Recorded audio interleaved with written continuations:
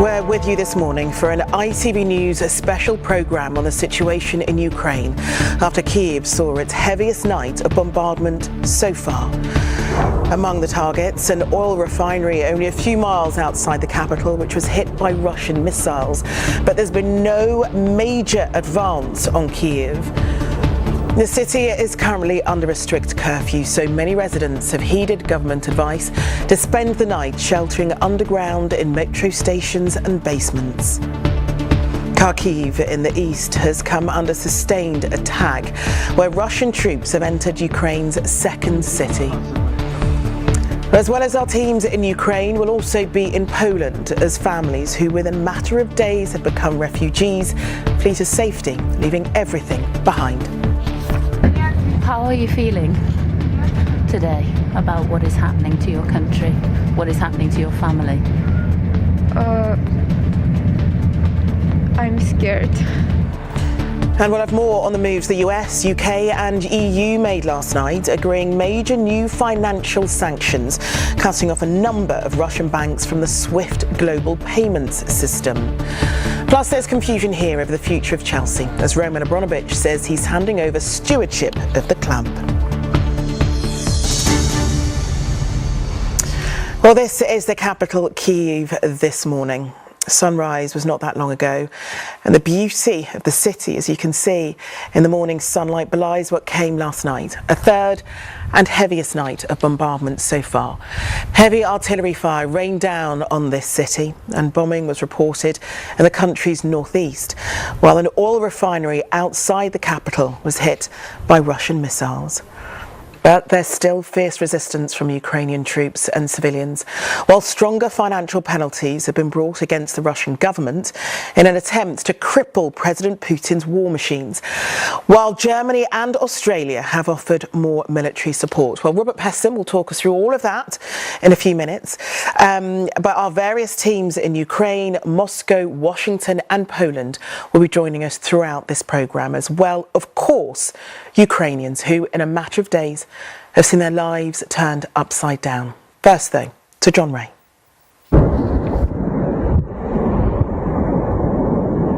Ukraine has survived another night of torment, another night of terror.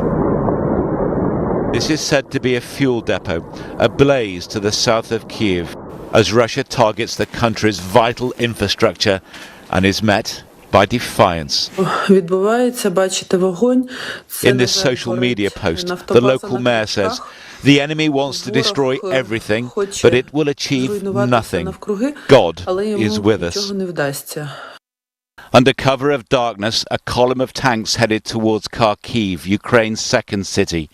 Vladimir Putin has staked his reputation on a war he must now win, and win, some fear, at any cost.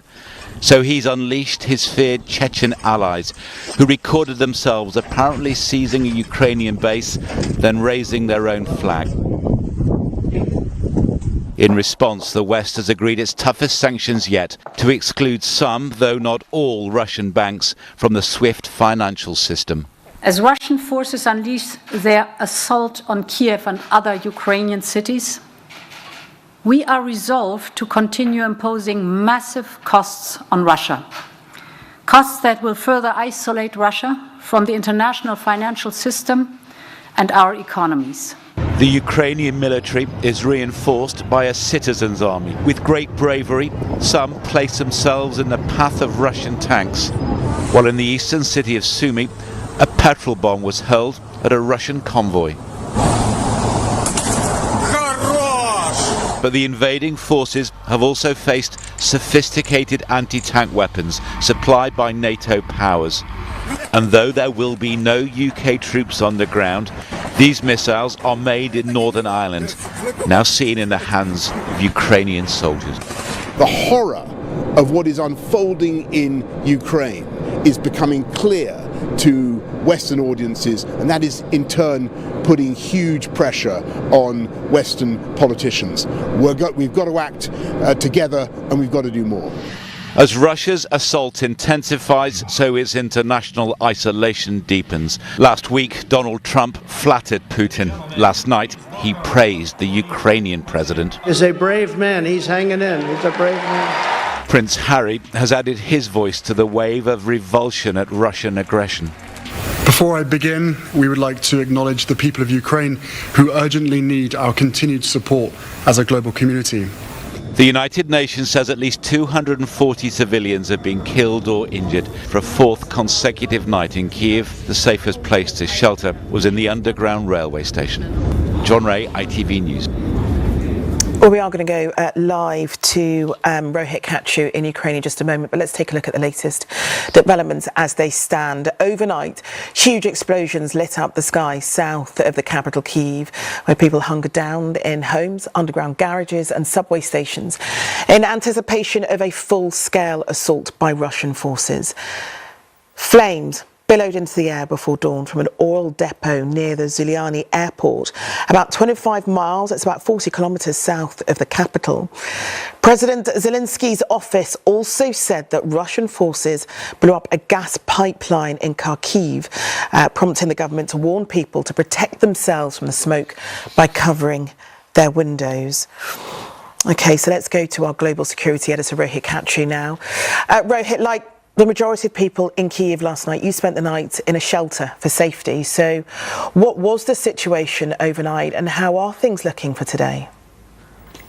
Yeah, Charlene, I mean, that is a familiar routine now, but last night we saw much more of it than on any of the previous nights. Our entire team raced down to the underground bunker as the air raids sirens sounded right across this city. This is a routine, a pattern that is known and is familiar to so many people nearby. In the metro stations, people were huddling together underground there as well. It was another dark night of heavy shelling, of loud explosions, of reports of gunfire in parts of the city, but the sky was lit up by these huge pulsing red clouds after strikes at an oil depot which is right next to a military airfield a few miles. I think you can see the aftermath now on our live shot here, the plumes of smoke rising up. The strikes happened a few hours ago and they were very, very loud. They sent up this plume of smoke and we could see red cloud right across the horizon of the city. That is Factual, which is around 20 miles away from where we are. And then just a few minutes ago, we heard another explosion, maybe 3, 4, 5 miles from where we're standing. And the significance of that, it happened about 20 minutes, 30 minutes ago, was the closeness, the proximity right here to the heart of the city. And the fear is, of course, that the Russian forces are closing in on the heart of the city, where the government is, where the presidential palace is. However, we're hearing today from the defense minister, who has this morning put out this really defiant message. I'm going to read you a bit of it, Charlene. He says, he almost mocks the Russian operation. He says, "Where are all those who promised to capture Kiev in 2 hours? Where are they at? I can't see them. I can only hear them justify themselves. Instead, I see a heroic army, a civil guard, fearless border guards, selfless rescuers, reliable police officers, tireless medical angels." And we'll see what today holds. There is a curfew that is in effect right through the day until tomorrow morning. But as it stands, despite some predictions that Russian forces would rapidly take this city, it is still being held by a Ukrainian military resistance. And that's quite remarkable, isn't it? And it certainly is not what Putin would have assumed would have happened, because that Ukrainian defence is holding far firmer than any of us could have assumed. Yeah, and it is supported by this huge civilian army of tens of thousands of ordinary people who have signed up in the last few days. We've seen recent appeals from the Ukrainian military to foreigners and to Ukrainians living abroad to come to support the military resistance here.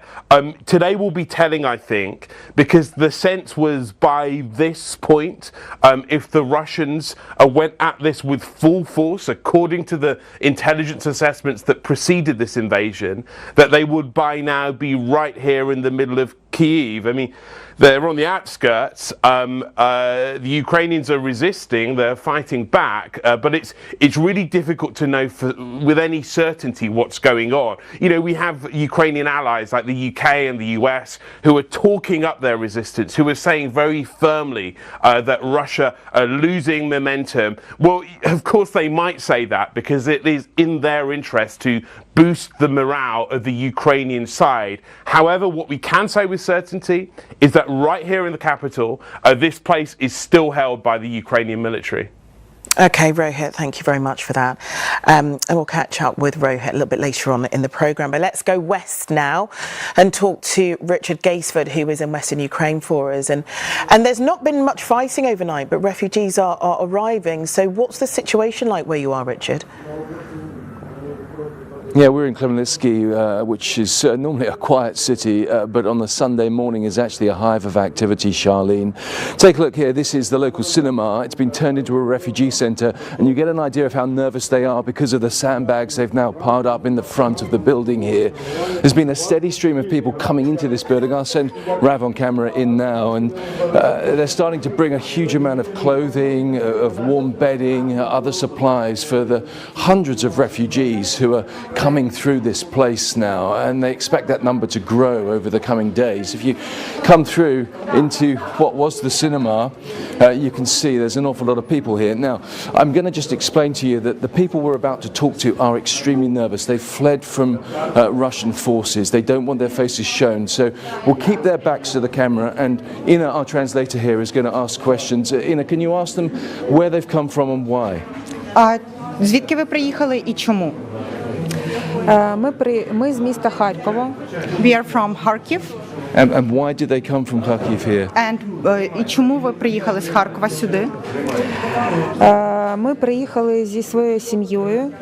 Це наша бабуся, мій чоловік, я та наша маленька дитина, 11 років.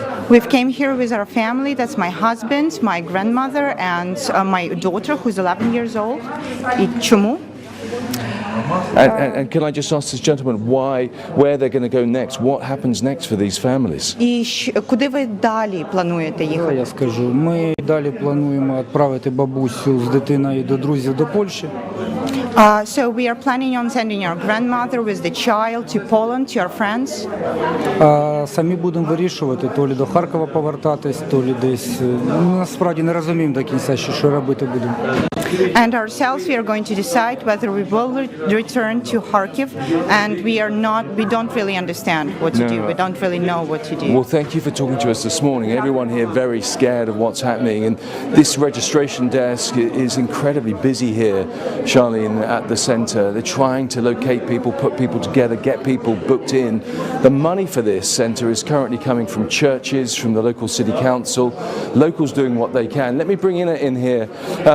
I mean, there's an awful lot of hard work happening here. What are you doing and what are your other volunteers doing? Yeah, all people here are volunteers, the citizens, and we help the refugees from the north and eastern part of Ukraine who try to save their lives, to find a place to spend their night, and all the citizens bring clothes, food, medicine here, and we just sort them and help to... we should tell people back home in the United Kingdom that people in this city, they're not seeing the fighting, but they're feeling the fear of this conflict, aren't they? Yes, of course, because we don't feel safe in this situation because of the war, and we are peaceful. We don't want to fight. We have no anger to the occupants, but we want to save our lives and want our children to live in a peaceful country. And you want to tell people back in the United Kingdom that no one understands this war, why this war is happening.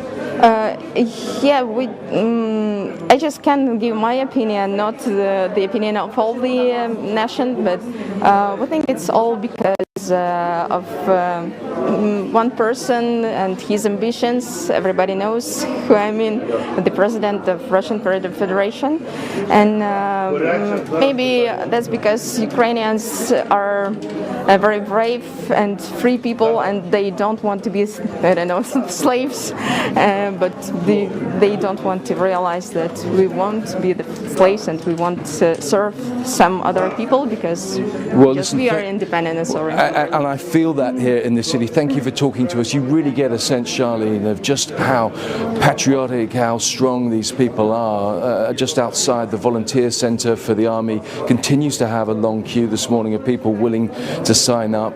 Men, of course, aged 18 to 65 are being told they can't leave the country, they need to get involved. Let me just see if I can just show you one more thing as we come through. I'm sorry, good morning to you. I mean, this cinema obviously now completely retasked. There's the popcorn machine, there's where people would normally come to get their refreshments, but out the back here you've got a whole team of volunteers who are now sorting food. They're not expecting the refugees here to stay for any long periods of time. It's not that kind of setup, but they are trying to give people the comfort they need, the food they need to continue on with their journeys or to wherever they're going next. It is quite an endeavour, and this place has only been open for 2 days. I can only imagine what's going to be happening over the coming days and weeks as the problems get worse in this country. Richard, I mean, you being in a cinema is certainly a true reflection of just how normal a city, how normal a country this was up until Thursday morning, and seeing the way in which everybody's sort of trying to do something to try and remedy the situation and just to make their lives a little bit easier considering what is on its way and what is currently happening. Let's talk to our political editor, Robert Peston, who's over at Westminster for us this morning. Robert, we've had some major developments overnight regarding financial sanctions against Russia. We had that agreement between the US, UK and EU to block a number of payments, global payments from that system called SWIFT. Robert, can you just talk us through what the system is and how a significant move this is? Yeah, so what you're saying, Charlene, late last night, the most dramatic set of punishments against Putin's Russia in the form of sanctions and the expulsion of Russian banks from the SWIFT system for most of their transactions. Now, just to explain, SWIFT is the electronic system that allows banks across the world to transfer money between them. And what it effectively means is that Russia will not be able to pay for imports anymore. It will also be almost impossible for Russia to export much of what it wants to sell to the world to keep its economy going. There was a separate, incredibly important punishment imposed on Russia, which was its central bank will not be able to use more than $600 billion of reserves that it's built up. It built these reserves up because Putin wanted to be able to use these reserves to, in a sense, oil the wheels of the Russian economy in the event that its banks were shut out of global markets. So what I would expect to see tomorrow is, first of all, the ruble, the Russian currency, absolutely collapsing, which will put up the price of almost everything for Russian people. There's a risk of rampant inflation, and there is a risk, and I talked about this actually on News at 10 last night, that banks will go bust, that Russian people and Russian businesses will panic, try and get their money out. We'll see bank runs and a full-scale crisis of a financial crisis. Now, just to be clear, because the West, particularly Germany, Italy and the European Union, are so dependent on Russian oil and gas, they are going to try and shape these restrictions on Russian banks, restrictions to use the SWIFT system, to all business excluding oil and gas. I think they will probably struggle to do that, but nonetheless that is what they're going to try and do, because of course if Germany and Italy were unable to purchase vital supplies of oil and gas, not only would we see the gas price soaring even more than it has already, and it is hitting levels we never thought we would see. Germany and Italy would also slightly struggle to keep the lights on because they are so dependent on oil and gas. But Robert, as we know, this isn't the first time that Russia's had to deal with sanctions. So what do you think Putin's reaction will be this time round? So look, these are significantly worse, more punishing sanctions than Russia has ever faced from the West. They're very similar actually to the way that we shut the Iran economy out of the global economy. And you can recall the extraordinary impoverishment that then followed in Iran. I mean, the answer is I don't really know how he gets out of this hole, because really quite quickly Russian citizens will feel a lot poorer. And even if he continues to be able to control the information they're seeing about what's going on in Ukraine and deprive them of the footage of the really terrible things that Russian soldiers are doing, they're just going to feel incredibly financially insecure and a lot poorer. So, obviously the hope of the West is that these sanctions will increase popular pressure against Putin to pull back from Ukraine. Obviously, however, we can't be certain, because this is a very determined, some people think actually he's not behaving in remotely in a rational way, he's behaving in an emotional way. We can't be certain that he will do that. But this is, as I say, by quite a wide margin, the toughest action that the West has ever taken against Russia, and in many ways is much more significant than the military help that it's giving Ukraine at the moment. Okay, Robert, thank you. Well, the US, of course, was a part of that agreement where that SWIFT payment system is concerned. So let's talk to our US correspondent, Emma Murphy, who's in Washington for us. So, Emma, what are the Americans saying about these financial sanctions then?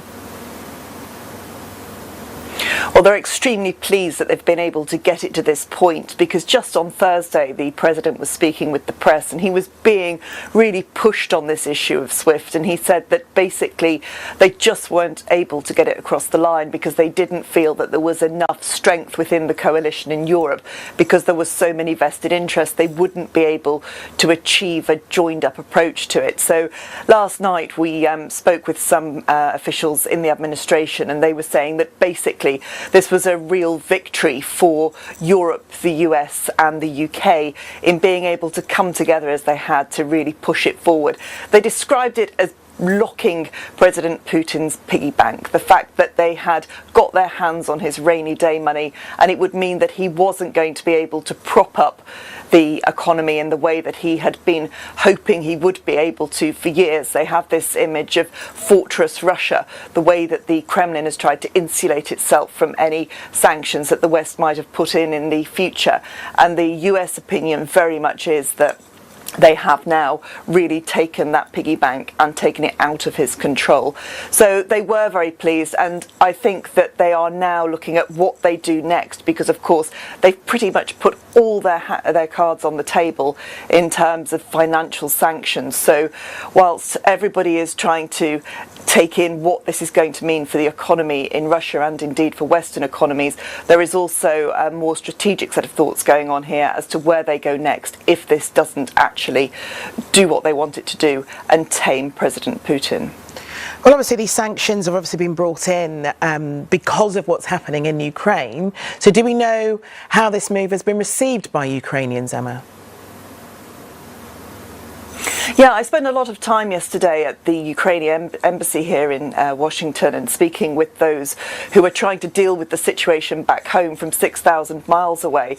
And they were really very delighted that this had been managed to be achieved, because it's something that they've been pushing for now for the past weeks, and they weren't sure, just like the Americans, that they were going to be able to see it actually come to fruition. And one of the things that really struck me during the time that I spent there yesterday was the feeling of desperation from these people. You know, these are senior diplomats who are in one of the biggest jobs in Ukraine's foreign service, and they were taking calls from the White House on an hourly basis. They were also taking calls from home. So whilst they're dealing with some of the most important people and politicians in the world, they were also getting these messages from their families saying, we've just got our shipment of arms, we have just got a gun, we're going out onto the streets. Others were telling me that their homes were being shelled, with their families close by at the same time as they were trying to negotiate all these big political deals. One of the other things that came out of the meeting yesterday was that they were telling me they'd had a lot of phone calls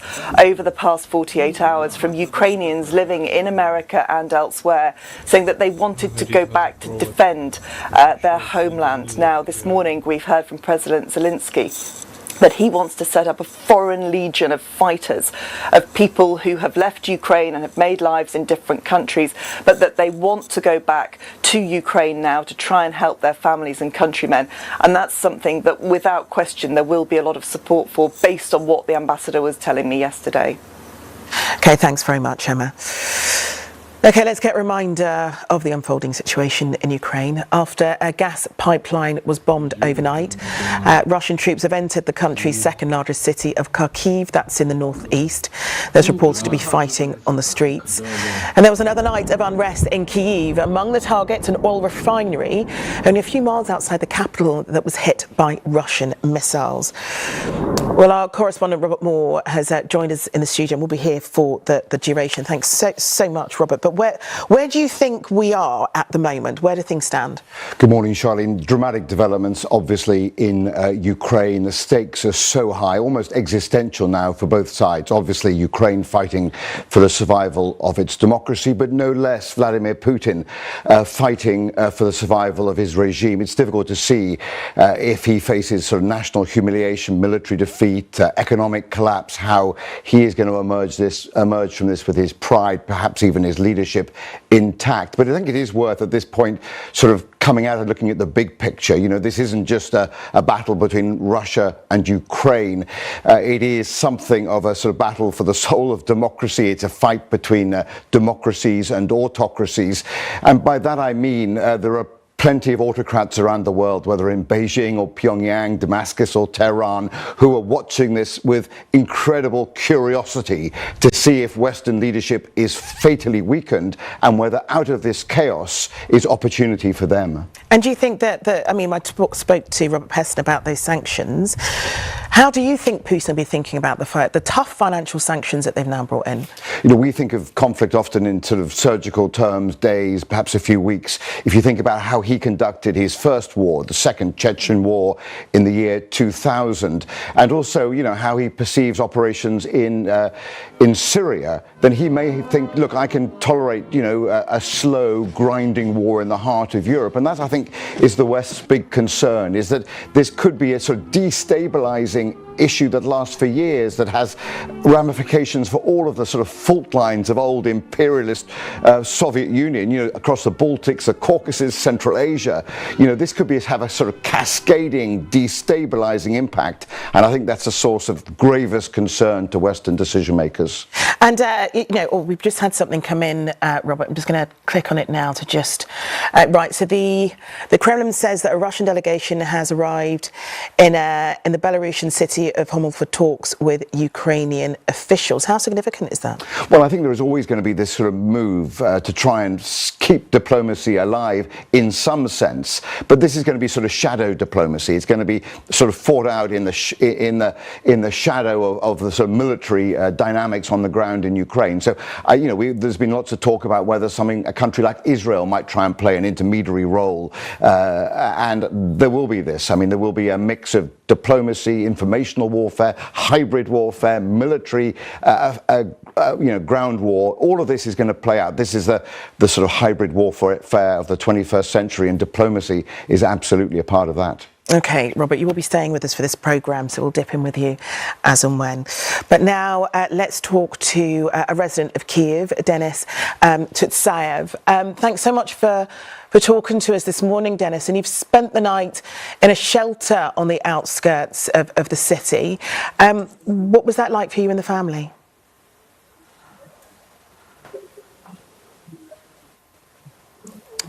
Oh, unfortunately, it's understandably. Maybe there is a connection problem because I cannot hear you. Unfortunately, Denis can't hear us at the moment, but that's not a problem at all. We will redial him and see if we can get hold of him a little bit later on in the programme. But let's talk about sport now.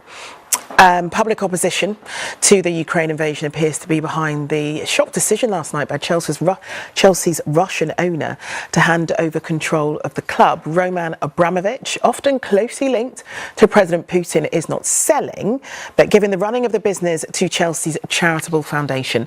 Our sports editor Steve Scott reports. Billionaire Roman Abramovich made his considerable fortune following the collapse of the Soviet Union. He bought Chelsea in 2003 and his wealth transformed the club. Under his stewardship, it's won just about every major trophy available, including multiple Premier Leagues and 2 Champions League titles. In a statement, Abramovich said, "I have always taken decisions with the club's best interest at heart." And on handing day-to-day control to the charitable foundation, he said, "I believe that currently they are in the best position to look after the interests of the club, players, staff and fans." Roman Abramovich wants to protect 2 things. First of all, himself, and secondly, Chelsea Football Club. If the British government decides to seize his assets, he is the owner of Chelsea Football Club, and therefore potentially he could lose it. This week in the Commons, MP Chris Bryant revealed Abramovich was named in government papers linking him to the Russian state and questioned his ownership of Chelsea. Surely Mr. Abramovich should no longer be able to own a football club. Abramovich is not on any sanctions list, but if that changed, running the club would become at best complicated. These developments came where sport once again used its platform to show support for Ukraine. Soon after ditching Aeroflot as a main sponsor, Manchester United's players called for peace. Before they arrived at Twickenham, the Duke and Duchess of Cambridge said they stood with Ukraine's fight for its future. And Manchester City made it very clear where they stood, some small comfort perhaps to their Ukrainian player, Alexander Zinchenko. Russia has already been stripped of the Champions League final, and Poland announced earlier they are now refusing to play their World Cup playoff match against Russia next month. Russia's considerable influence across all sport is disintegrating by the hour. Steve Scott, ITV News. OK, if you are just joining us, we are on air with ITV News with a special programme on Ukraine as the country faced a night of heavy bombardment. Russian troops have entered the country's second largest city of Kharkiv in the northeast, where a gas pipeline was bombed last night. There are reported to be fighting on the streets. And there was another night of unrest in Kiev. An oil refinery was hit by Russian missiles only a few miles outside the capital. And the city is under a strict curfew as many residents have heeded government advice to spend the night sheltering underground in metro stations and basements. And the EU, the US and their allies have now agreed to cut a number of Russian banks from the main international payment system known as SWIFT. OK, let's see if we can get a clearer line with Denis Sutsayev, who's currently in Kiev. Denis, you spent the night, as I said, in a shelter on the outskirts of the city. What was that like for you and the family? Hello. Yeah, the night was quite scary, and we were very anxious. It was heavy bombing. We heard, I don't remember what time was it, but in some point we heard very loud explosion. It was coming from the western side from our village. After that, we found out that Vasilkiv oil refinery was hit by a missile. People are very scared. People are anxious. They trying to get as much information as possible. But yeah, we're all quite scared. But getting organized to be able to help keep the city alive and keep the city Ukrainian. I mean, these situations can happen all over the world, but it does feel, for us here in the UK, so much closer to home because you're in Europe, because you're just 2 hours away from us by plane. So what is it like for you? A week ago, your life was very different from what it's like now. How does it feel for you to be having to sleep underground, worried about what the next day will bring? It's very unusual, of course, and I really feel a lot the support of all my friends around the world. I've been living in Europe for many years, and I'm getting a lot of messages from all over the country. I have lots of friends in UK, and of course it's very unusual. We had lots of plans to travel around Ukraine for some work. Even today we had a trip planned for work next week, and everything went upside down. We understand that now we have to organize ourselves to protect the country, and that's what we're doing. Are you quite scared, Denis? I would say that I don't feel so scared. I just mostly I feel like very confused of what I actually should be doing. Yesterday we started organizing volunteers camp here, camp volunteers center here in our village, because we understood that our forces and our people need some aid need some help. So I found myself in one of the organizers because that's what I'm good in. I'm good in organizing logistics, getting their attention. And another role I'm finding for myself in this point is to get the information outside of Ukraine to the international media, to friends, so everybody knows what exactly is happening in Ukraine right now. Do you foresee a situation, Denis, where you will have to take up arms to protect your city and your country?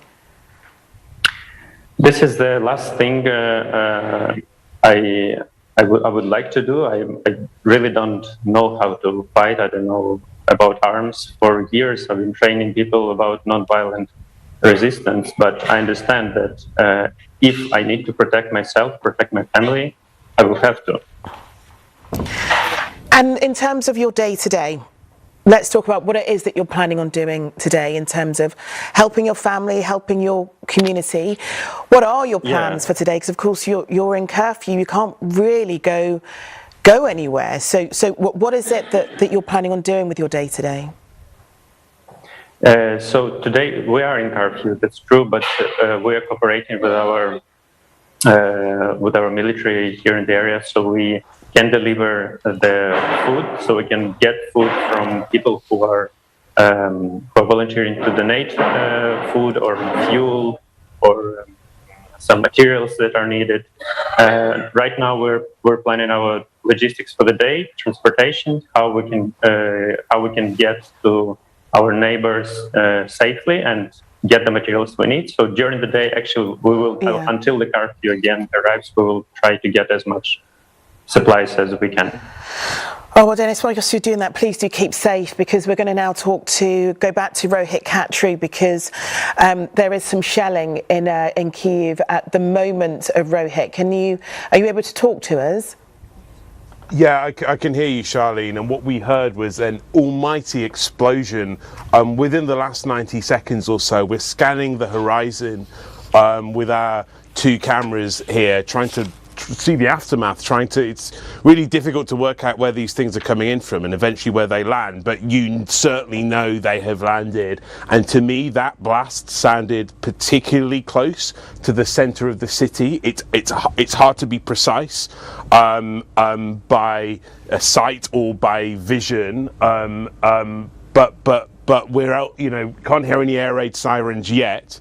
I'd expect they'll be going off very shortly, because that was a really loud blast, and we've been looking across the city for most of the morning, ever since the early hours when we saw these huge pulsating red clouds which were rising up from the site of an oil depot close to a military airfield around 20 miles from here.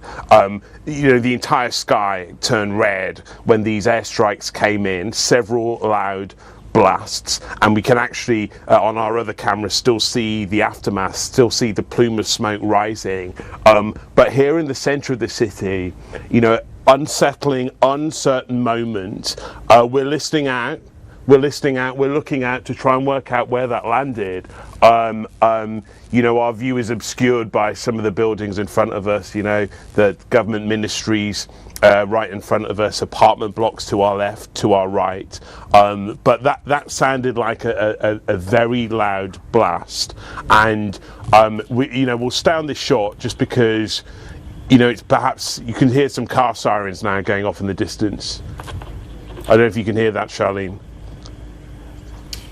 Rohit, it's Robert Moore here in the studio. What do the city defences look like? Have the defenders blown the bridges? Is there a sense that they've turned this into a sort of defensive maze to meet any Russian offensive into the heart of Kiev?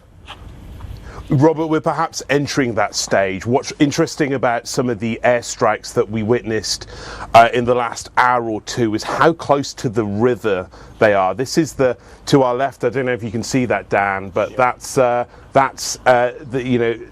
river that runs right through this city.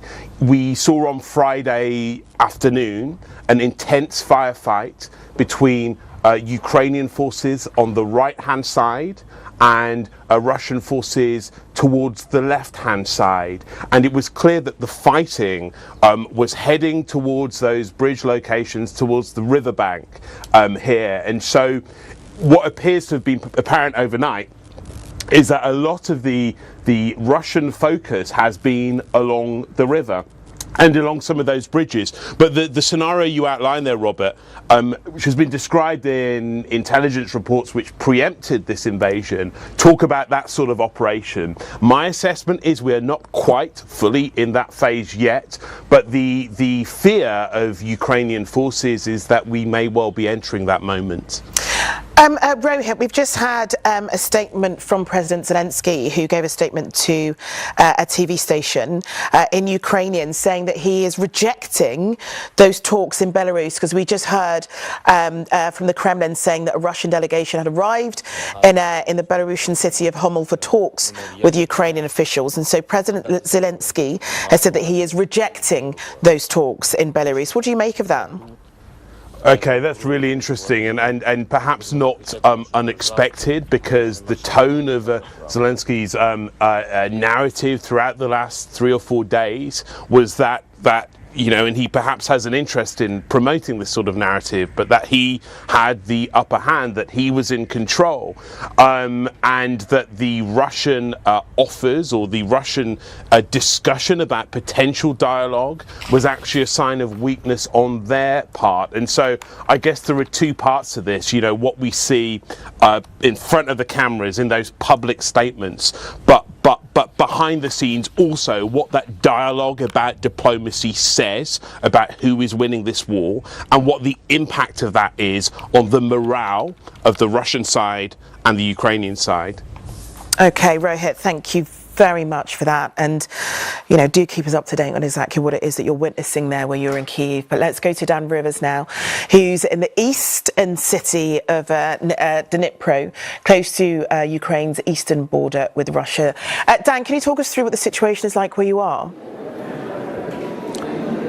Well, we're in the central railway station here in Dnipro, where you can see there's lots of people who are hoping to get out of this city and get to some safety. You probably notice there's a lot of foreign students here. This is a big university town. They've all been watching the local television reports and you know, with growing alarm. The Russian special forces are about 2 hours south of here and advancing north, so people are really very keen to get out. I think we can talk to someone. This gentleman here we talked to earlier on.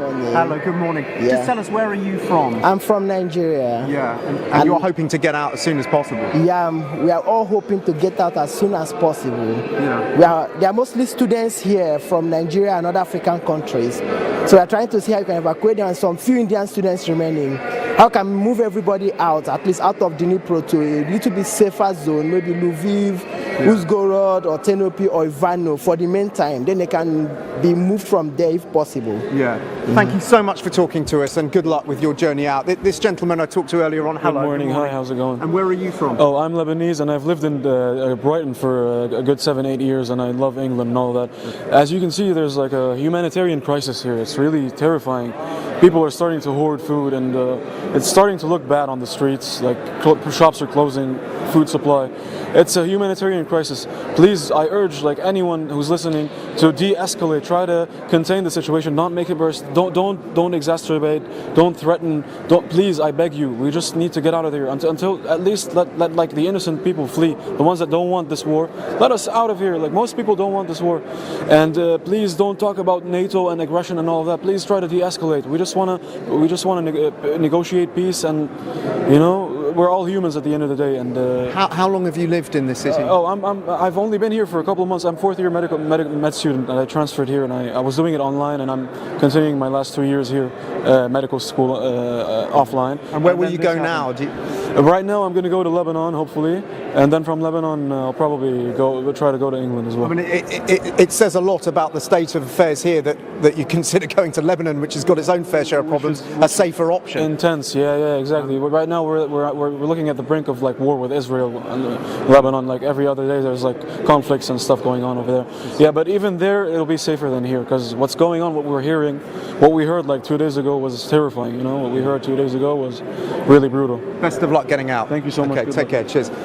So you can see that there's a whole range of people here. I think we can probably talk to this with the help of our translator. This Ukrainian family. Good morning. Just tell us very briefly where are you hoping to get to? Я намагаюся евакуювати свою родину до Львова. He's trying to get his family to Lviv now. So they're trying to get to Lviv, and just let's have a look here. So you've got how many children have you got with you? Ну от троє. Two of them. And how old are your children? Що? Скільки років? 7 і 12. 7 and 12. 7 and 12. And just lastly, how are they coping? They must be very worried. Як вони це переносять? Сильно налякані? Ні, ну як ви думаєте, вони це переносять? Ну що за задаєте запитання? Yeah. Бачите, що скрізь. Obviously, very unsettling. Okay, I think we'll hand back to you, Charlene, but you get a sense of certainly what's going on and other trains arriving from other parts of the country trying to get further west here. Okay, Dan, thank you very much.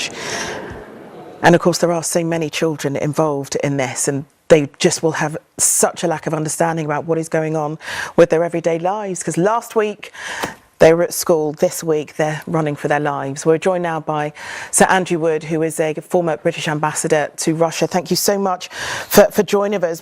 What do you make of what's happened in the last 24 hours, Sir Andrew?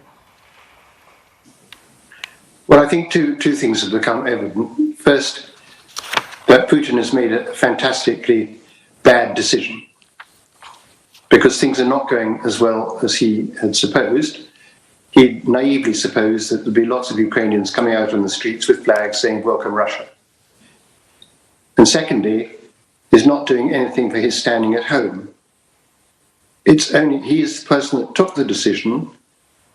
He is the person that moved the discussion towards that decision, and he is responsible. That will have effects on his standing at home, because although he's a very powerful leader in the sense of having control over a lot of things in Russia, well, nearly everything in Russia, he's a bad leader for not really having any concrete proposals to make governing Russia a better system.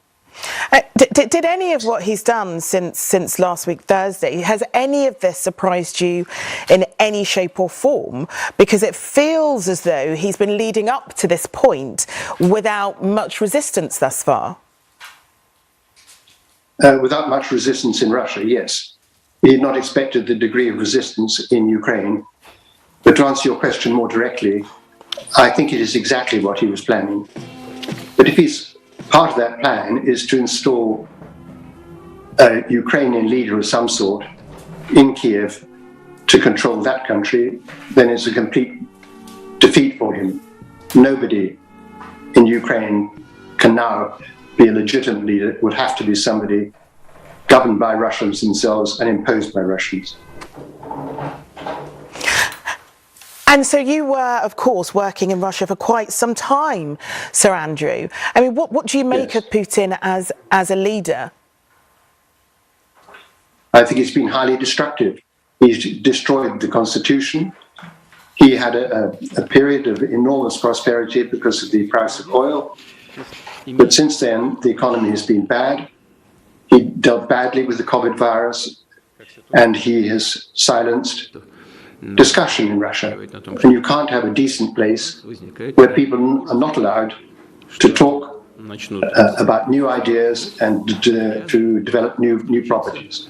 So I think it's been pretty disastrous, unless you think that having a large army and using it is the mark of a great power. So, Andrew, it's Robert Moore here in the studio. Do you regard still President Putin as sort of a rational actor? You know, we've often perceived him over the last 22 years of his rule as a sort of master chess player, but it seems he's made one of the greatest miscalculations since perhaps the invasion of Afghanistan in 1979, perhaps the worst miscalculation since the Soviet Nazi pact of 1939. Where do you think he is? I mean, people are suggesting there is a sort of paranoia now, an isolation in the Kremlin. Is that a view you hold? Well, there's always been a degree of paranoia because I think almost anybody who takes total charge is going to suffer from paranoia. It's just natural. Secondly, we have to remember that he's been there for over 20 years now, and that does a lot to anybody to be 20 years in power and never being contradicted. It's not a collective system that he's running, it's his system. So that would be my answer. I think paranoia is a perfectly legitimate word to use, but misjudgment, total misjudgment about Ukraine is another.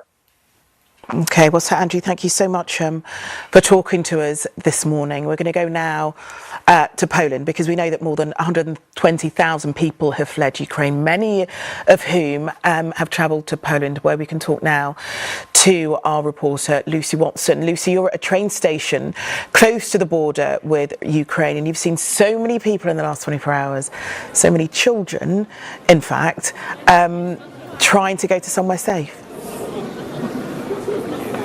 Yes, Charlene, we are about 10 miles from one of the major crossing points, the main point where people come across by foot from the Ukraine. And we were here just 2 days ago, and the situation has escalated beyond belief, really. There are so many more people here this time today. As you can see, people are packing up their makeshift beds from last night. There are kind of makeshift mattresses here where people have spent the night just on this floor.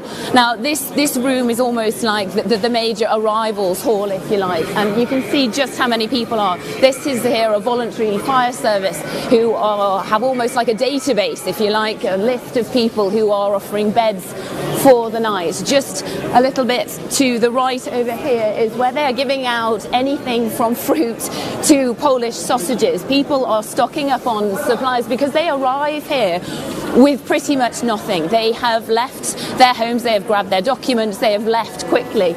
There was just a short time ago, this little girl here, she managed to grab her cat. Her and her mum have their cats inside this little box here. They have grabbed what they care about, what is normal life to them, whatever they can from home. And if you come outside with me now onto the platform, now at the moment, well, in terms of this crisis, it is relatively quiet, but you can see that where they have set up cooking and where they can give hot drinks, hot soup to people when they first arrive. Now, the situation here in Poland is pretty awful, but over on the Ukrainian side, it is dreadful. We were sent video overnight. I don't know if we can show it to you, but this was a station in Lviv, which is about 20 miles away from Poland.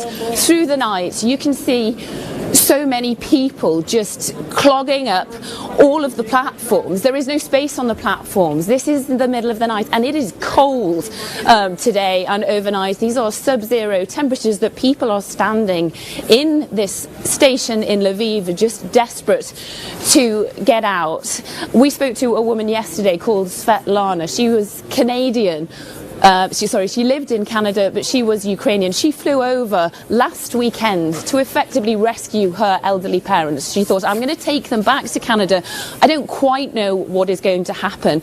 Then days passed, and the unthinkable has happened. She made it out because her parents were just not ready to leave yet. She got across the border. We were on the train with her yesterday, but her elderly parents stayed behind with her brother, supposedly bringing them today. And she said, the situation is so horrific at the border. There are so many people now. There are elderly people, 80, 90-year-old people standing in queues. There are people waiting for 60 hours, people in cars waiting for that long. And this waiting time to get across is only going to grow as more people flock to countries like Poland, like Romania, desperately trying to get across. And she was crying to me on the train yesterday because she just doesn't know if her parents can withstand that. There are no toilets, there is no water, there is no food. That is Ukraine. Everything is closed. There are no shops. What she wanted me to do, what she begged me to do, she said, please tell the world, tell who you can. And that is what I'm doing effectively now, really. To describe just how dreadful the situation is. It is desperate, and people, particularly on the edge of Ukraine, before they get here, need help desperately. I mean, looking at the shots that you were sent of those people standing at the train station, it must be such a horrific situation for them, and I know that they are telling you their stories. What is it that they're providing for them in Poland? Are there difficulties with them coming in, or is Poland generally sort of welcoming them with open arms and just trying to help? I mean, from an emotional standpoint, I suppose everybody that we have spoken to in Poland is, of course, welcoming them with open arms. How can you not in such a desperate situation?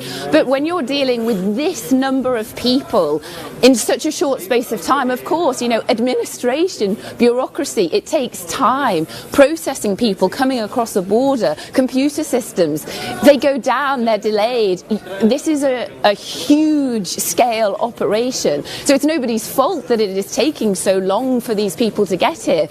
But it doesn't make it any easier for them. What they need is food, the necessities, the basics of life. They need food, they need water, they need shelter, they need warmth. Just a bit further down at this platform, as I say, it is empty now, but the trains are constantly arriving. We're just having a bit of a lull. But you can see just off the platform are waiting rooms, and we only arrived a short time ago ourselves, but through those waiting rooms, I mean, they're kind of blocked off to us because they don't want distressed people to be filmed too much. But there are buggies lined up. That's the image that has struck me first this morning, is there are so many buggies lined up. Presumably those children have been taken out of those buggies. They're cuddling their mothers on makeshift beds or in chairs. But you see so many of them. Every single one of those buggies is a young child who was at nursery school, who was at, being looked after by their parents. Their parents were going to work, eating, drinking in cafes, doing the things that you and I were doing 2-3 days ago. Now the unthinkable has happened to them. And this is not a developing third world nation. This is Europe. It's Robert Moore here in the studio, Lucy. Your empathetic reporting is so moving and striking. I wonder if the refugees coming across that border in Western Ukraine, do they feel that the West has stepped up? I mean, is this conflict going to end with them feeling grateful, or will they have a sense of betrayal that the West hasn't done more? I mean, Robert, I suppose that the essence of feeling they don't really care about politics right now. They care about basics. They care about, can I keep my child warm tonight? Where are we going to sleep tonight? They don't want my pity. They want help. So whether the West is doing enough right now, what they want is just the basics, Robert. They don't want to dwell on the politics. That they've left family members behind. They have husbands who have stayed behind. They have children that they need to feed. Those things are more important than telling me what my government should be doing. It is a stark situation to be in when you're asking questions as a journalist that you think you should ask, or you're preparing things that you should say, when actually there is just so much to say. I don't think in my career I've quite been in a situation like this before, where I'm not already planning what I'm about to tell you, because there is so much going on and there are so many stories. Everybody I'm talking to has a harrowing detail, or they've experienced something they have never experienced before, or they're trying to explain to their children what rockets are. They're only used to hearing those kind of noises at joyous occasions, firework nights, New Year's Eve, and a father is having to explain to his son, no, this is not joyous, this is not a fun occasion. this is someone trying to hurt us. I'll tell you what, Lucy, every time you've given a report in the last couple of days, I think it's made a lot of us very emotional, especially those of us like you who have children and understand that it is difficult when you're trying to explain to them exactly what's going on. So thank you. And we will talk to you later on in the programme. But let's talk now to Aglaya Snetkov, who is an expert in Russian security at UCL. And Aglaya, Putin is facing a much greater deal of resistance from Ukraine than perhaps he initially expected. I think he is. I mean, I think something to keep in mind is we don't know what Putin thinks. He's very isolated, and Western intelligence has been good, but, you know, that's just a caveat that, like, whatever we say is essentially what we are witnessing. But yes, he does, or the Russian troops seem to be facing a lot more resistance. There is clearly a big difference between the large-scale Russian military that we're seeing on the ground, but at the same time, the Ukrainian people, the Ukrainian leadership, which has, you know, really come out and really stepped up and are really fighting this war.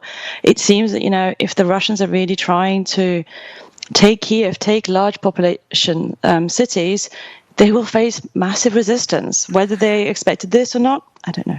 I mean, it does seem incredible that somebody wouldn't have expected Ukrainians to not want to defend their city, not want to defend their country, not want to simply be taken over. It just seems just unfathomable that somebody wouldn't expect that to happen. Which is absolutely why a lot of experts and a lot of Russians, up until the last moment, thought that this wouldn't happen, because it's a major traditional conventional war in Europe, and therefore it does seem absolutely mad, but it is happening. And something we have to keep track of is no matter what happens, whether this ends in days, weeks or months, we have to keep talking about it and we have to keep paying attention, because we don't know how this is going to unfold. The Russian army is very big. We have no idea. You know, Georgia 2008 took a few days. Afghanistan, you know, in the 80s took 10 years. We just have no idea, but we have to keep paying attention because it's a human tragedy. Ukraine, you know, is a country of 40 million people, right in the middle of Europe, where we are having conventional war, right, with discussions about air raids over large civilian cities. This, you know, hasn't happened for a long time. And, you know, I have family and relatives in Russia and in Ukraine. This is affecting a lot of people, not just on the ground, but also outside Ukraine. And everyone is watching this in absolute horror. And at the same time, we got the video released by the Russian presidential information today on the day of the Special Forces Day, talking about, you know, congratulating the heroic defense of Donbass, congratulating the forces, completely dispassionate. We have no idea when the video was recorded, not assuming it was today, but it was released today. And we do essentially have, you know, one man sitting in Moscow who is currently deciding the fate of 40 million people and the fate of Russians. I mean, this is something also to keep in mind. A lot of Russians are absolutely not in favor of this. This is not what, you know, they signed up for. They're also not being told about this. There is a huge difference between what we are seeing, what the Ukrainians are seeing, and what the Russians are seeing. Very quickly, before I let you go, Aglaya, but you mentioned there that you've got family in Russia and in Ukraine. Are your Ukrainian family relatively safe at the moment? I mean, I don't. The relatives in Ukraine have moved. They are from Eastern Ukraine. They moved to Kiev from Dnipro, thinking that this is going to be safer. I'm not sure. Okay. I really hope they're going to be all right, Aglaya. Thank you so much for talking to us. Thank you.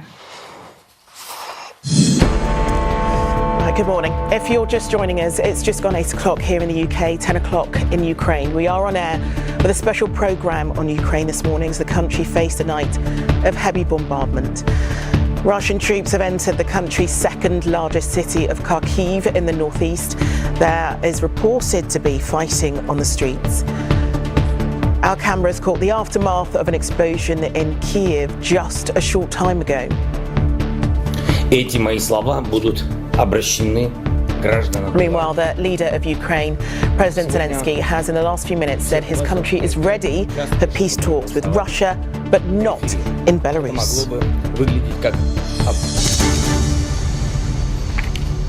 Okay, let's take a look at Kiev this morning. We know explosions have been heard in the last few minutes. That plume of grey smoke, black smoke that you can see, just the rear of that shot, so the aftermath of the explosion on an oil refinery overnight. We'll be back talking with Rohit, who is in the city, Rohit Katru, in just a few moments. But it appears that Russian troops are now launching a sustained and determined assault on Kharkiv in the east of Ukraine. We can get the latest on that and the rest of the developments in the country overnight and this morning with John Ray.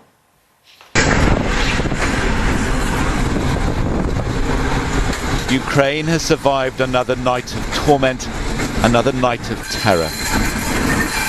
This is said to be a fuel depot, ablaze to the south of Kiev, as Russia targets the country's vital infrastructure and is met by defiance. In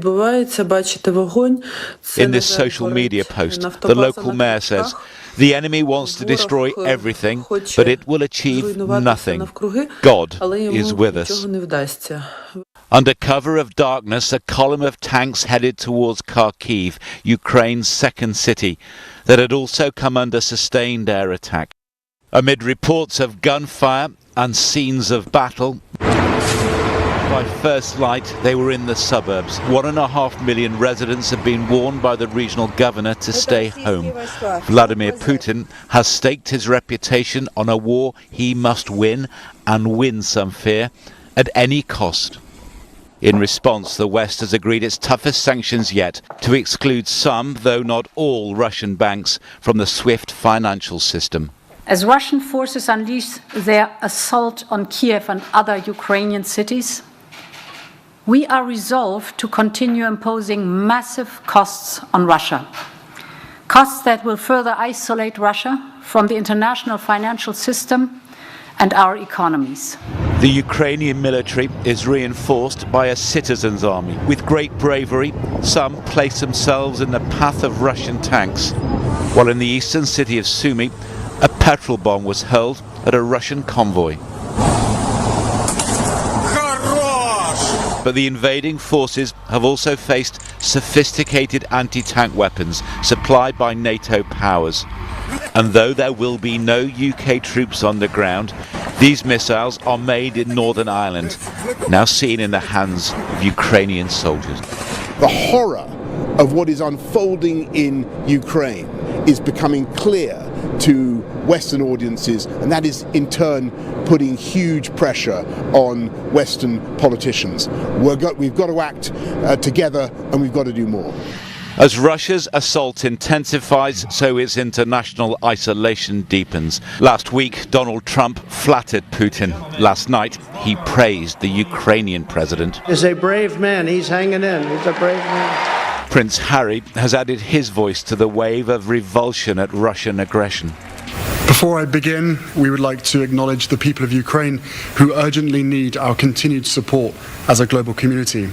The United Nations says at least 240 civilians have been killed or injured. For a fourth consecutive night in Kiev, the safest place to sleep was the metro. But the capital woke this morning to the sound of sirens, a familiar and menacing omen for the day ahead. John Ray, ITV News. Okay, let's go straight to our global security head, Rohit Katru, who is in Kiev for us. How are things looking there this morning, Rohit?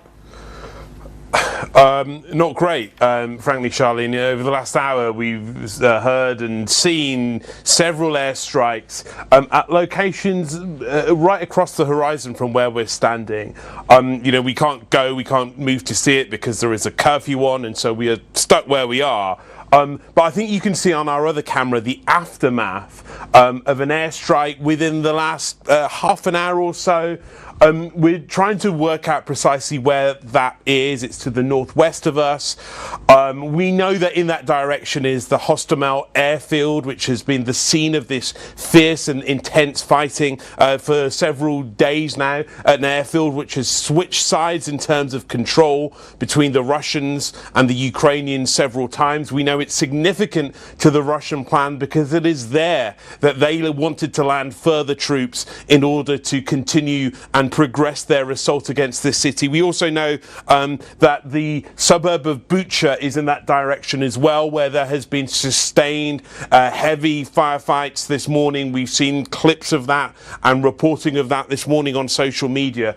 So we're still trying to work out precisely what happened there. But even since then, in the last half hour, we have heard a couple more airstrikes.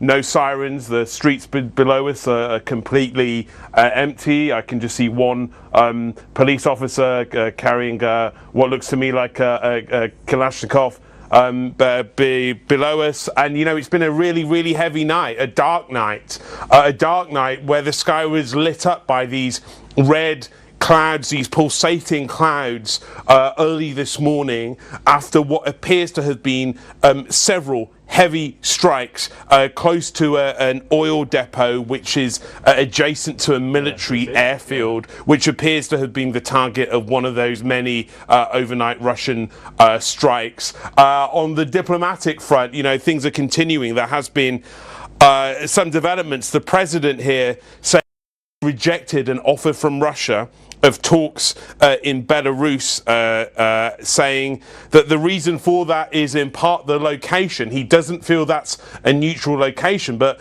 reading through that statement, it appears that he hasn't completely closed the door towards to talks. So there may well still be a diplomatic avenue out of some of the intense fighting. But when you talk of a diplomatic resolution potentially to this, do you think that Putin will consider that in any shape or form? It feels as though he's very single-minded in what it is that he wants out of this.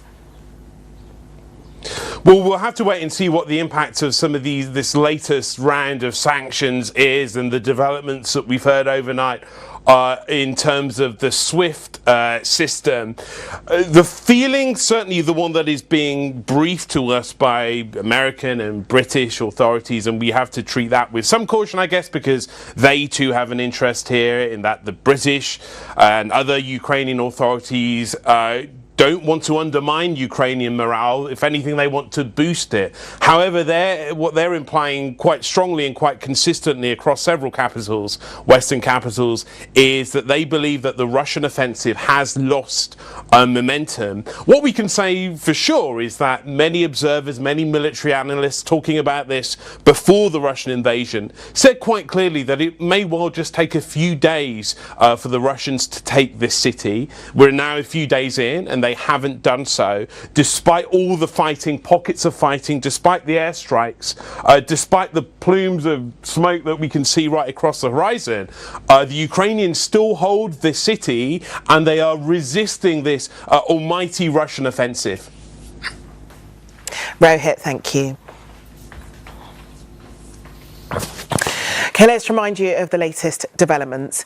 Overnight, huge explosions lit up the sky south of the capital where Rohit is, in Kiev, where people hunkered down in homes, underground garages and subway stations in anticipation of a full-scale assault by Russian forces. Flames billowed into the air before dawn from an oil depot near the Zyliani airport, about 25 miles, that's 40 kilometres south of the capital. Ukrainian authorities say that Russian troops have entered Ukraine's second largest city of Kharkiv, and fighting is underway in the streets after Russian forces blew up a gas pipeline in Kharkiv, prompting the government to warn people to protect themselves from the smoke by covering their windows. Let's go now to Neil Connery, who's in Moscow for us. Now, we're hearing that President Putin has been speaking in the last few minutes in a televised address to the Russian people. What exactly did he have to say? Well, it's Special Forces Day here in Russia, and President Putin was talking about what he called the heroic efforts of Russia's forces in the Donbass region of eastern Ukraine.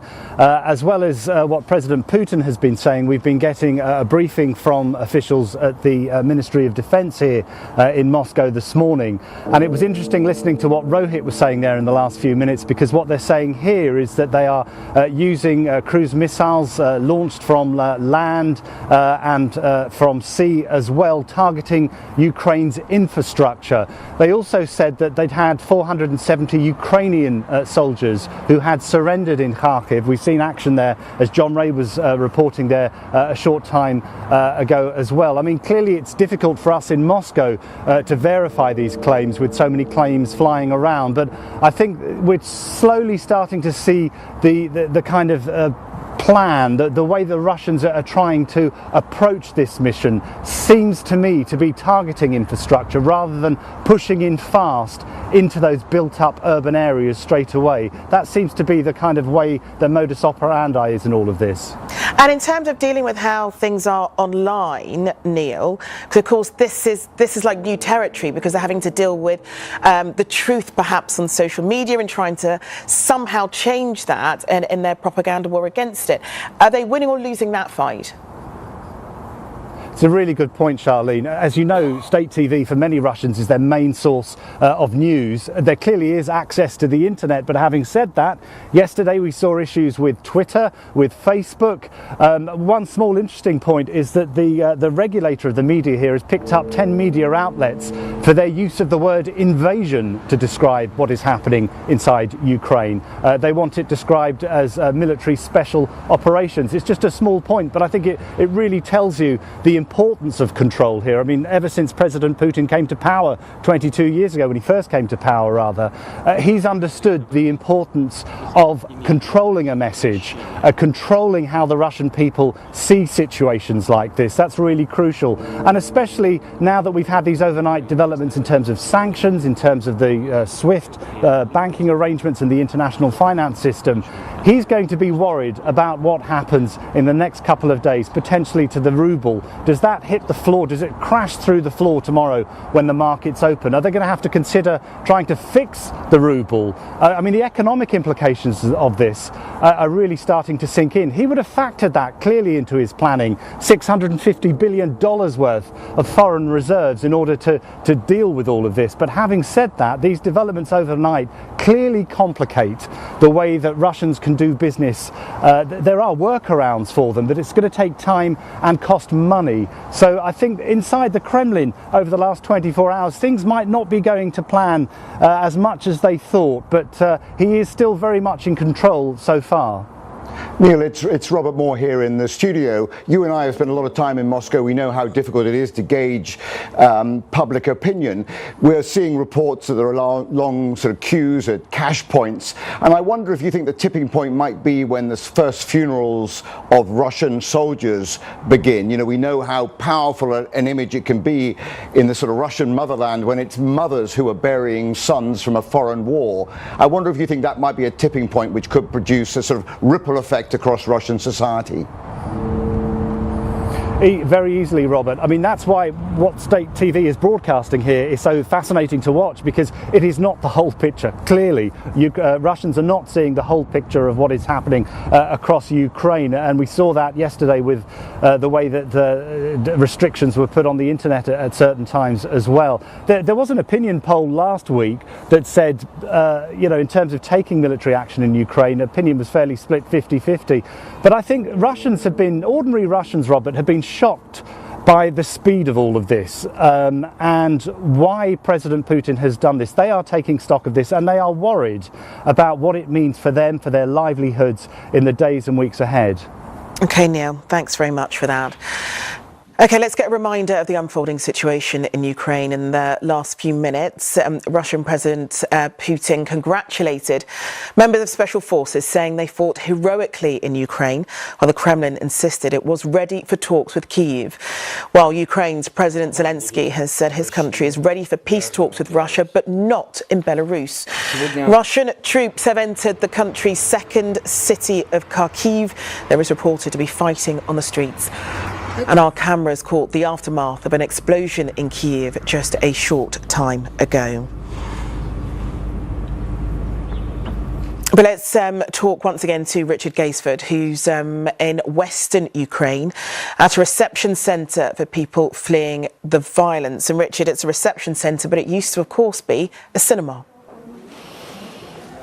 Yeah, and we've just come into the main auditorium, Charlene, and you can see the seats now stacked up with goods that are being donated here to give to the refugees who are coming through from the south and from the north. And if you look down just here, you can see people now sleeping in this cinema auditorium. This is the only place that they can find accommodation and the rest, the comfort that they need. The ladies here working through piles of clothes that have been donated for the refugees, many who have fled with just small bags just to get away from the Russian forces, and more people sleeping here right in front of what is the cinema screen. They show many Western movies here.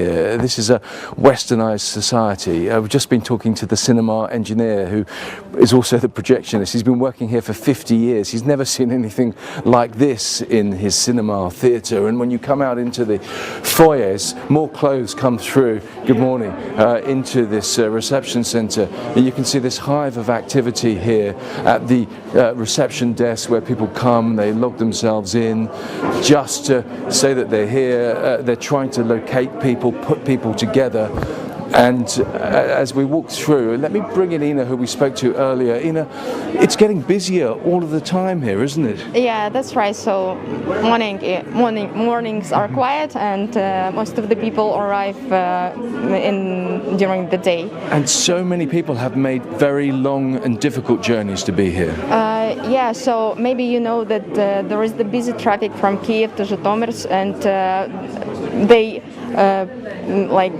spent at least 6 hours to ride with just 100 kilometers. So that's why they are tired, they are exhausted, and they need some psychology support, and they need some hot food, and so and that's 800 people have been helped here so far, a lot more coming through all of the time. Mm-hmm. So many of these people are frightened about what's happened in their hometowns. Yeah, sure, because Khmelnytskyi is still quiet here for this time, for now, but a lot of cities were attacked and were bombed, and even the peaceful districts of Kiev and Kharkiv and the buildings were destroyed. So of course the people are scared, especially the young children, and maybe you know that at least 2 small children were killed recently. So well, thank you for talking to us this morning. The money that's funding all of this is coming from the local churches.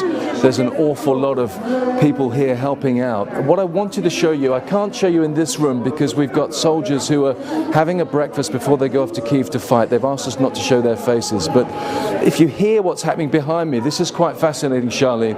This is the lobby of the cinema, but look at what these ladies are doing here. They are singing and making camouflage nets for soldiers to hide in away from the Russian forces, to give them a chance of fighting back. And just have a listen to this lady's amazing voice.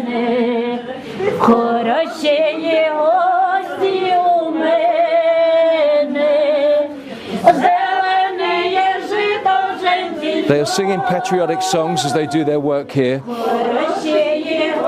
And it is quite emotional actually to see. And the other thing I wanted to show you just before we disappear is up on the wall. This word in Ukrainian means unbreakable, and that's certainly what the Russian forces are facing now, an unbreakable Ukrainian army backed by ladies like this, volunteers across the country coming together to defend the country and to say we are not going to have what you want, Mr. Putin.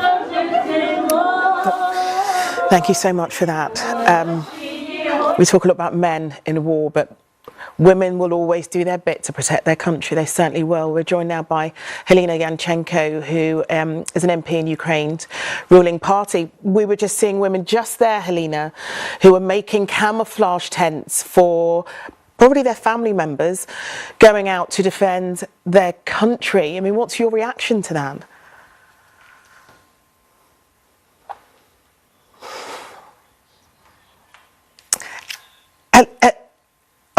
Unfortunately, Helena's sound isn't quite working. Can you are hear there, me Helena. now? I can hear you now, Helena. What is your reaction to that?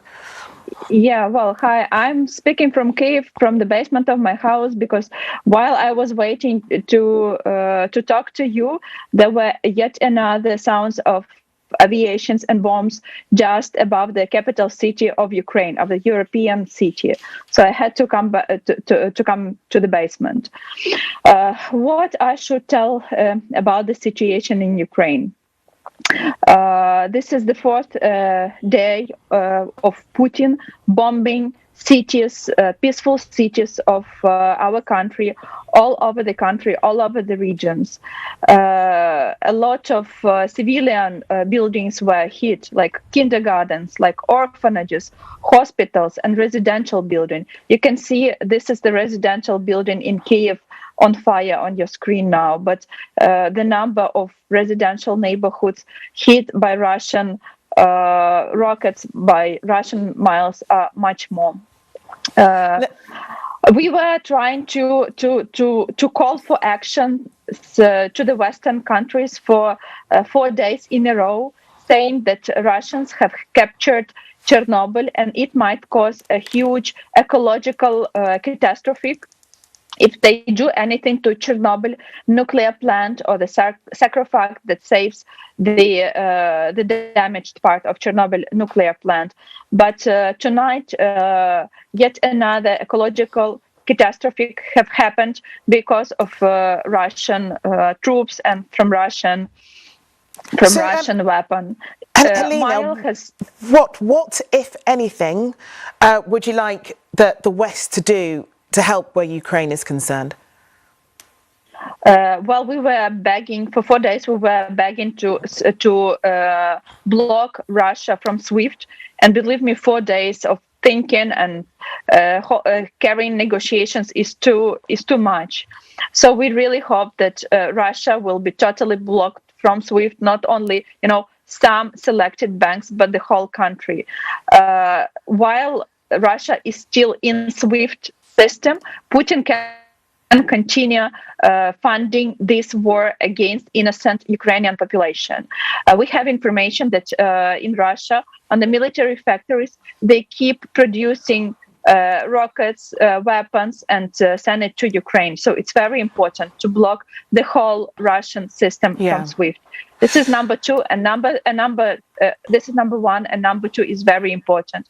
It is very crucial to have no-fly zone above Ukraine, because Russia is hitting Ukrainian cities from air with bombs, missiles, and aviation, and that's what they did to Vasilkiv oil point tonight. And we have fire next to Kiev with tons of oil on fire. So it will cause a huge ecological catastrophe, not only for Ukraine but for the European countries. Also, Russian troops are firing their missiles next to the border between Ukraine and Poland. So now it's not only a threat to Ukraine but also to European countries and to NATO countries. So it's time to take some actions. There is no time to think, to hold negotiation. Western countries should react now. Okay, well, Helena Yanchenko, thank you so much for talking to us, and please do stay safe. Okay, we can talk now to Shadow Foreign Secretary David Lammy. Thank you so much for joining us this morning. Helena Yanchenko there, asking the West to do more and take action. What more do you believe that we should be doing here? Well, we of course have to support the effort in Ukraine and to assist them with military equipment, and I'm pleased to see the decision from Germany overnight that will make that much more possible over the coming days. Tomorrow we will see more sanctions in Parliament as I take through and support the government with their sanctions bill. We want to see sanctions on the insurance industry. Vladimir Putin should not be able to de-risk his finances and war effort in Ukraine. We want to see those names of the entities and individuals, the 100 individuals that Boris Johnson said would now be on the sanctions list. And we should be banning the export of luxury goods to Russia.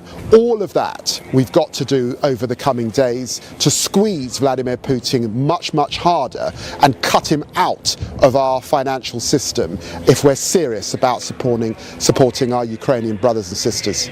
I mean, one would assume that President Putin had, would have foresaw that these sanctions would come in place. So what if it's not enough? What if it's not enough? Look, sanctions are the measure that we've got to really go hard on the finances that support war and the oligarchs and the kleptocrats that surround Vladimir Putin. But not that alone. You know that there will be an expansion of troops along the eastern flank. The Baltic states hugely concerned now, of course, because of this aggressive posture from Vladimir Putin. And as I said, it's important that we assist in arming Ukrainians as they continue to fight. And they are fighting, they're fighting harder, and that's why Vladimir Putin has not met his objectives in the first 3 days of this struggle. He is behind where he thought he would be. We spoke to our reporter Lucy Watson, who is in Poland at the moment, and she's with several Ukrainian people who have now found themselves to be refugees. That is going to be felt across Europe because there are hundreds of thousands of people who are now displaced, who are not able to stay at home and to fight. So what is it that you'd like to see perhaps the government here do regarding those refugees? Well, we have a moral duty to those seeking sanctuary. Just as people fleeing Idi Amin in Uganda, fleeing the conflict in Cyprus, Vietnamese boat people, we opened our arms to those people. The government need a scheme that is not full of restrictions, that's not asking people to demonstrate salary, to demonstrate family ties. Why are they doing that? Why would you ask someone crossing a border from war what their salary levels are? And that's why Yvette Cooper, our Shadow Home Secretary, was very robust with the Home Secretary yesterday. We cannot expect people to jump through the bureaucratic and red tape hoops that she has set to come into our country. But one would argue that they also have to do that safety-wise. One could argue that we can't have hundreds of thousands of people here because we won't necessarily be able to afford it. Look, it's absolutely clear the vast majority of those fleeing Ukraine will settle in Hungary and Poland and in the Baltic states. Just as we've seen other countries in the European Union simplifying their systems to allow people to come here, we should do the same. And I've got to say, yesterday, having a Home Office minister suggests that the way through is for people to come as fruit pickers into this country, frankly, was obscene in the face of the conflict that people are facing. You cannot expect people holding their children in their arms, crossing borders, to have to fill in bureaucratic red tape. Yes, there must be a scheme, but it must be a simplified scheme, one that was similar to the one that was set up during the Balkans crisis all those years ago. OK, David, thank you very much for that. Let's talk to Robert Peston now, who's over at Westminster. And David Lammy there was saying that Labour wants to see more sanctions on the insurance industry and more sanctions to really cut Putin out of the UK's financial system. And the decision regarding SWIFT was taken last night with the US, the UK and the EU. So do we feel as though that's enough for now, or could we go further still? Well, look, there are always there's more punishment you can impose, but let's be under no illusion. What was imposed late last night by the European Union, the UK, the US, Western economies was much more severe than has ever been imposed on Russia, arguably as severe, if not more severe, than the kind of sanctions that have been imposed on Iran. Now, the risk for Putin, there are reports that we're already seeing signs of this in Russia, is of a run on Russian banks. There are reports today that there are queues already at cash points in Russia when banks open. We may well see Russian citizens desperately trying to get currency out, because what was announced wasn't just a ban on some Russian banks using the SWIFT system. This is that global digital system which allows transfers between banks. Now that deprives banks of vital sources of currency, of cash, of liquidity. We also saw an embargo imposed by the West on the Russian central bank. This was something that Ukraine's President Zelensky has been calling for, and it makes it extremely difficult for Putin to access $650 billion of reserves that he built up at the central bank, which he built up explicitly to try and protect his economy in the event of Western sanctions. The West has now taken action to make it much more difficult to deploy those assets. As I said earlier in the programme, analysts are expecting the ruble to fall sharply when exchanges open. That means that the price of goods for Russian citizens will rise very sharply, almost immediately. There'll be a massive squeeze over the coming days and weeks on the living standards of Russian people. This is genuinely the most significant punishment that the West has so far imposed on Putin since the start of his appalling offensive in Ukraine, and as I say, many would say probably more significant even than the arms and equipment that's been shipped over to Ukraine. Last night the British Prime Minister Boris Johnson was at Brize Norton seeing off a huge plane of munitions and equipment to Ukraine. That is important. Ukraine's president wants all that equipment, though there are questions about whether or not once the stuff is in the region it can get to where it's needed, particularly against obviously since the Russian forces will be attempting to stop it getting where it's needed. But as far as I'm concerned, the most important thing that's happened are these increased sanctions. And I say the other thing which has happened just very briefly is a task force has also been set up to identify Russian oligarchs' assets and try and sequester, seize them to deprive Putin of another source of potential funding. So in the round, this is a very significant retaliation by the West. Okay, Robert, thank you.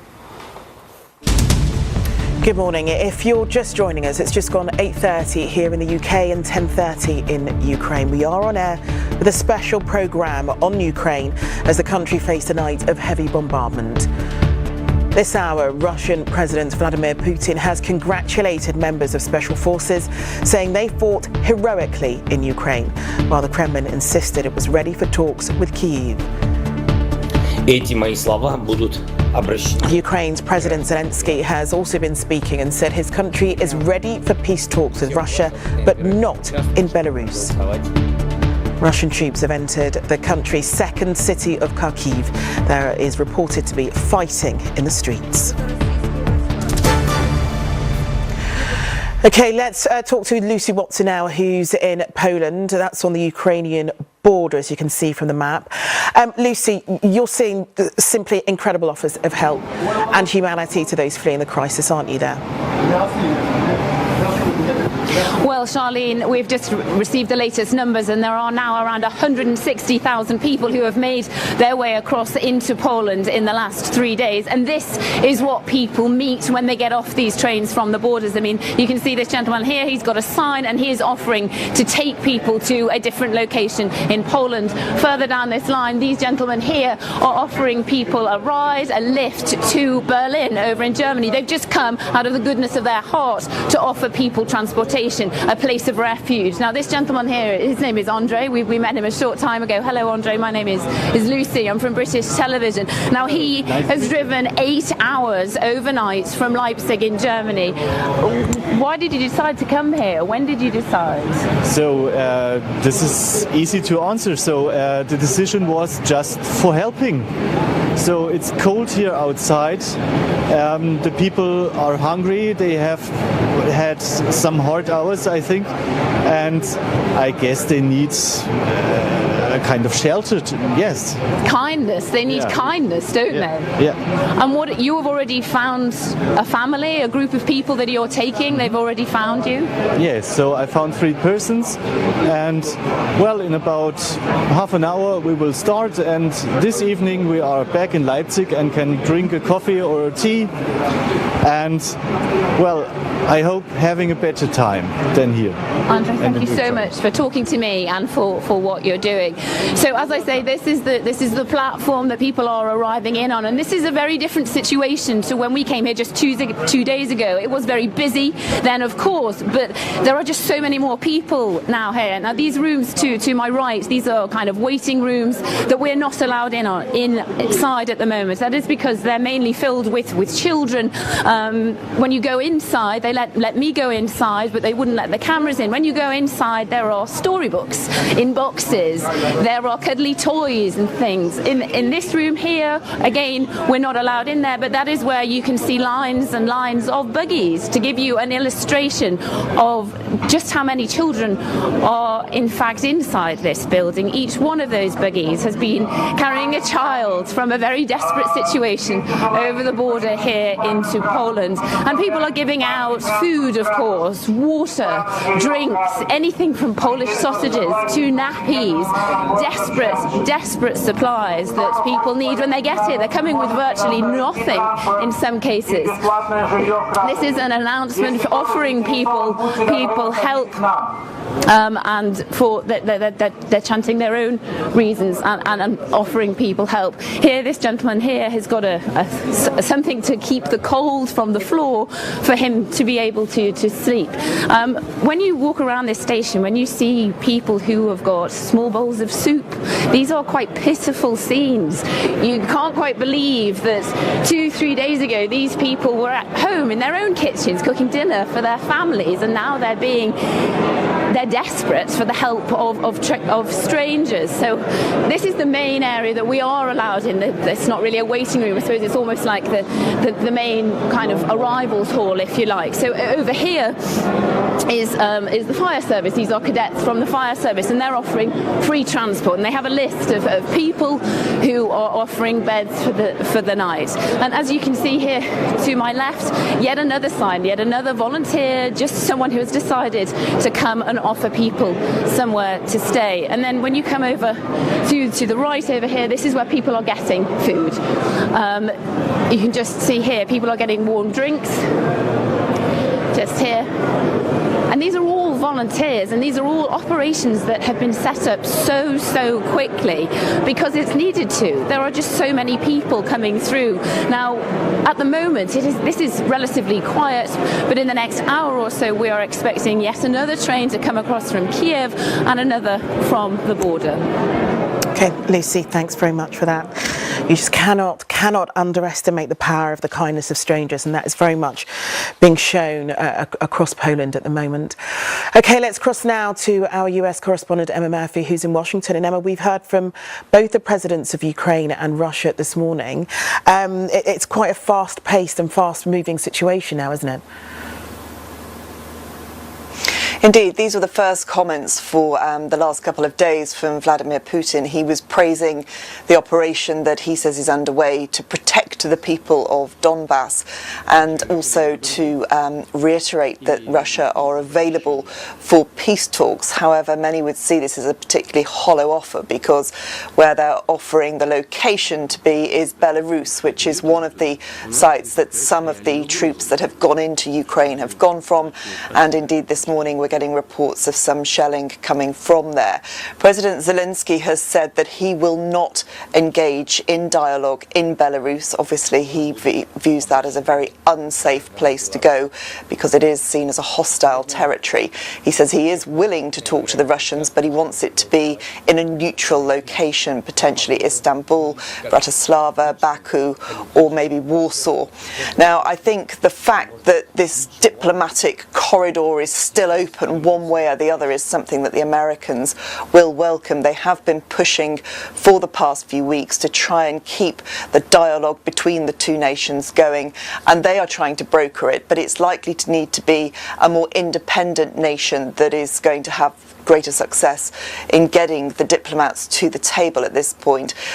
Turkey has offered itself as a go-between if necessary, so there will be discussions going on over the next few hours as to how this potential to try and raise the diplomatic tone once more can be really exploited.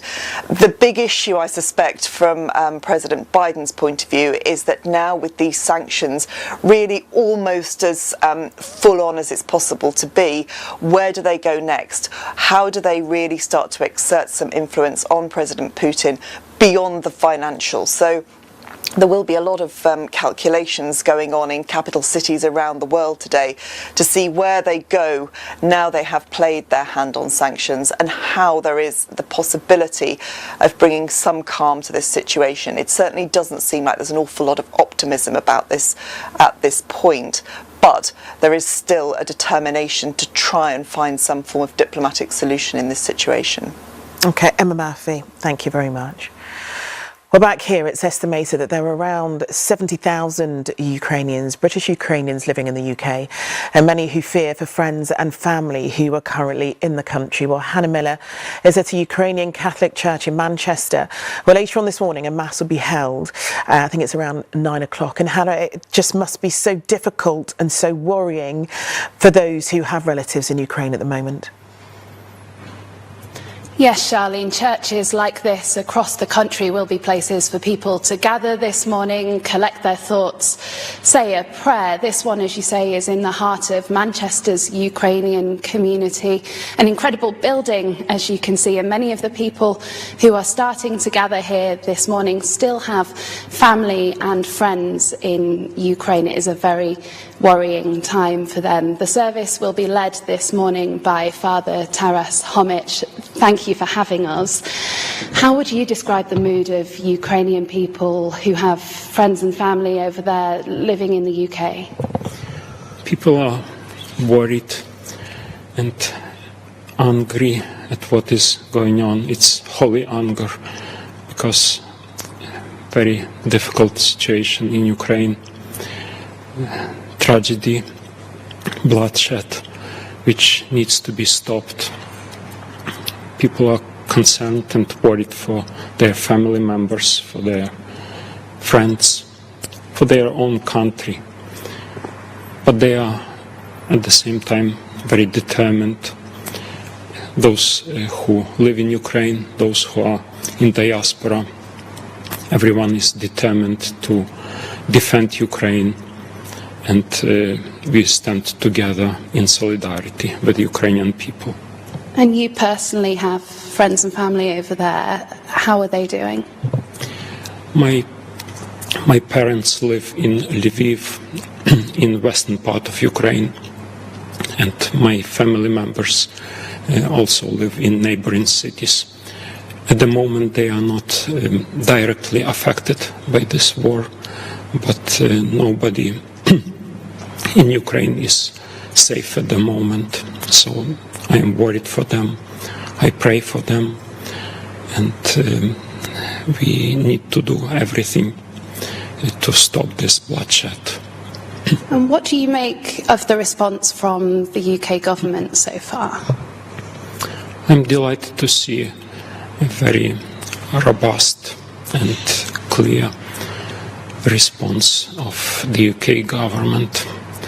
It shows, I think, a good example, real leadership in this difficult situation. But obviously the war is escalating, it's developing, and the situation is rapidly changing. So it needs to respond to the new challenges put by the aggressor, and I hope that UK government will act adequately to the situation. I know, of course, that you're doing as much as you possibly can to support people and gather donations and help people.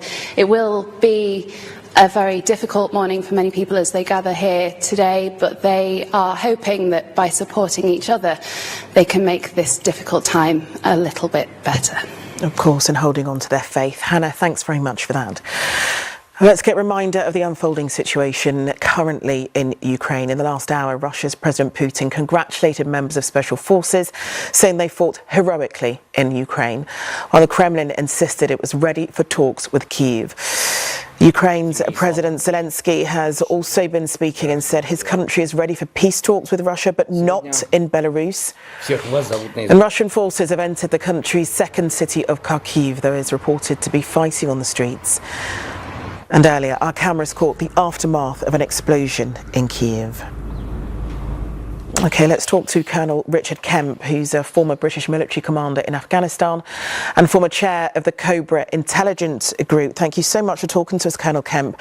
We've been hearing a lot about the fact that Russian troops have had to slow their progress or have been slowed down in terms of their progression into Kiev.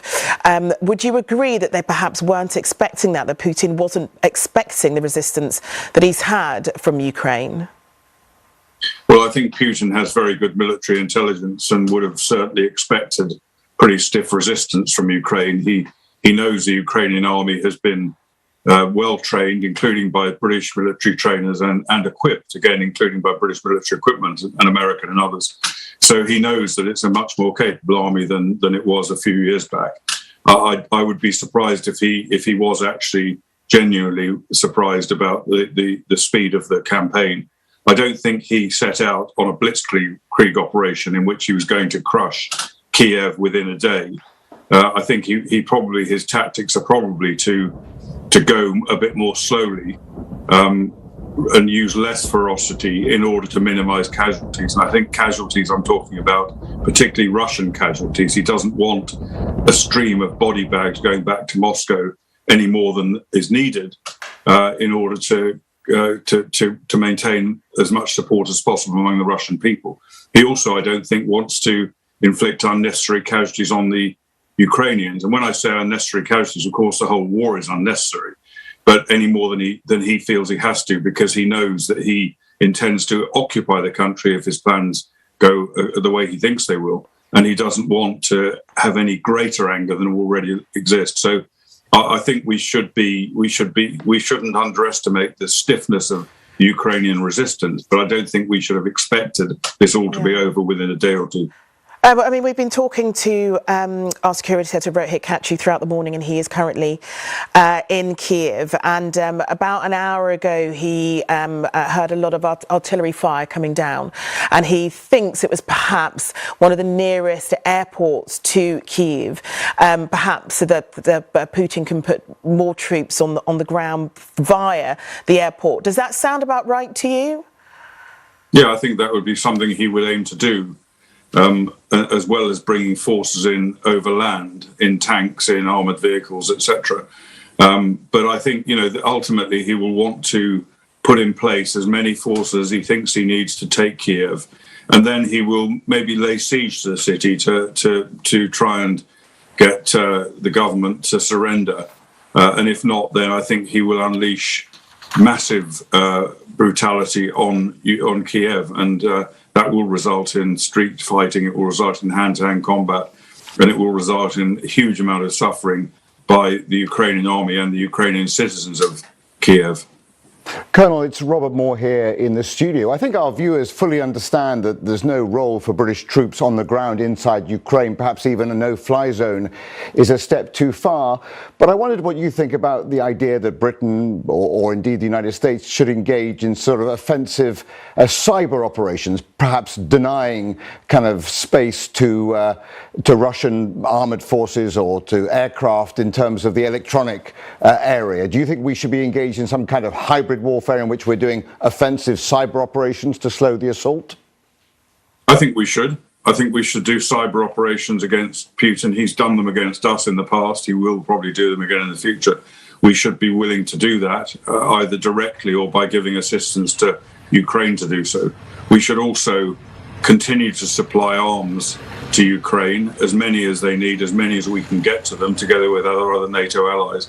And we should continue to provide them with intelligence and reconnaissance or surveillance, air surveillance, if we can. Certainly that played a pretty significant role in the build-up to this operation and helped to prepare and inform the world about what was going on on the Ukrainian border and what Putin's intentions were. So yeah, I think anything we can do that can keep the Ukrainian army fighting, we should do.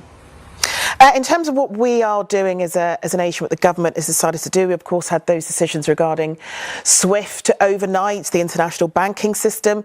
Do you feel that there is any more that our government could be doing to help the Ukrainian people and the Ukrainian army? I think we should do everything we can to turn Russia into a pariah state and make it very clear that's what's happening and that's what's going to happen, and that will be the permanent status until there's a change of government in Moscow, so that the people understand that, because our objective should be to bring down Putin. That should be what we are aiming to do. Otherwise, we will see continuation of this sort of aggression, and that could include cutting off diplomatic relations with Russia, expelling their ambassador, not just from London, but from all other NATO capitals as well.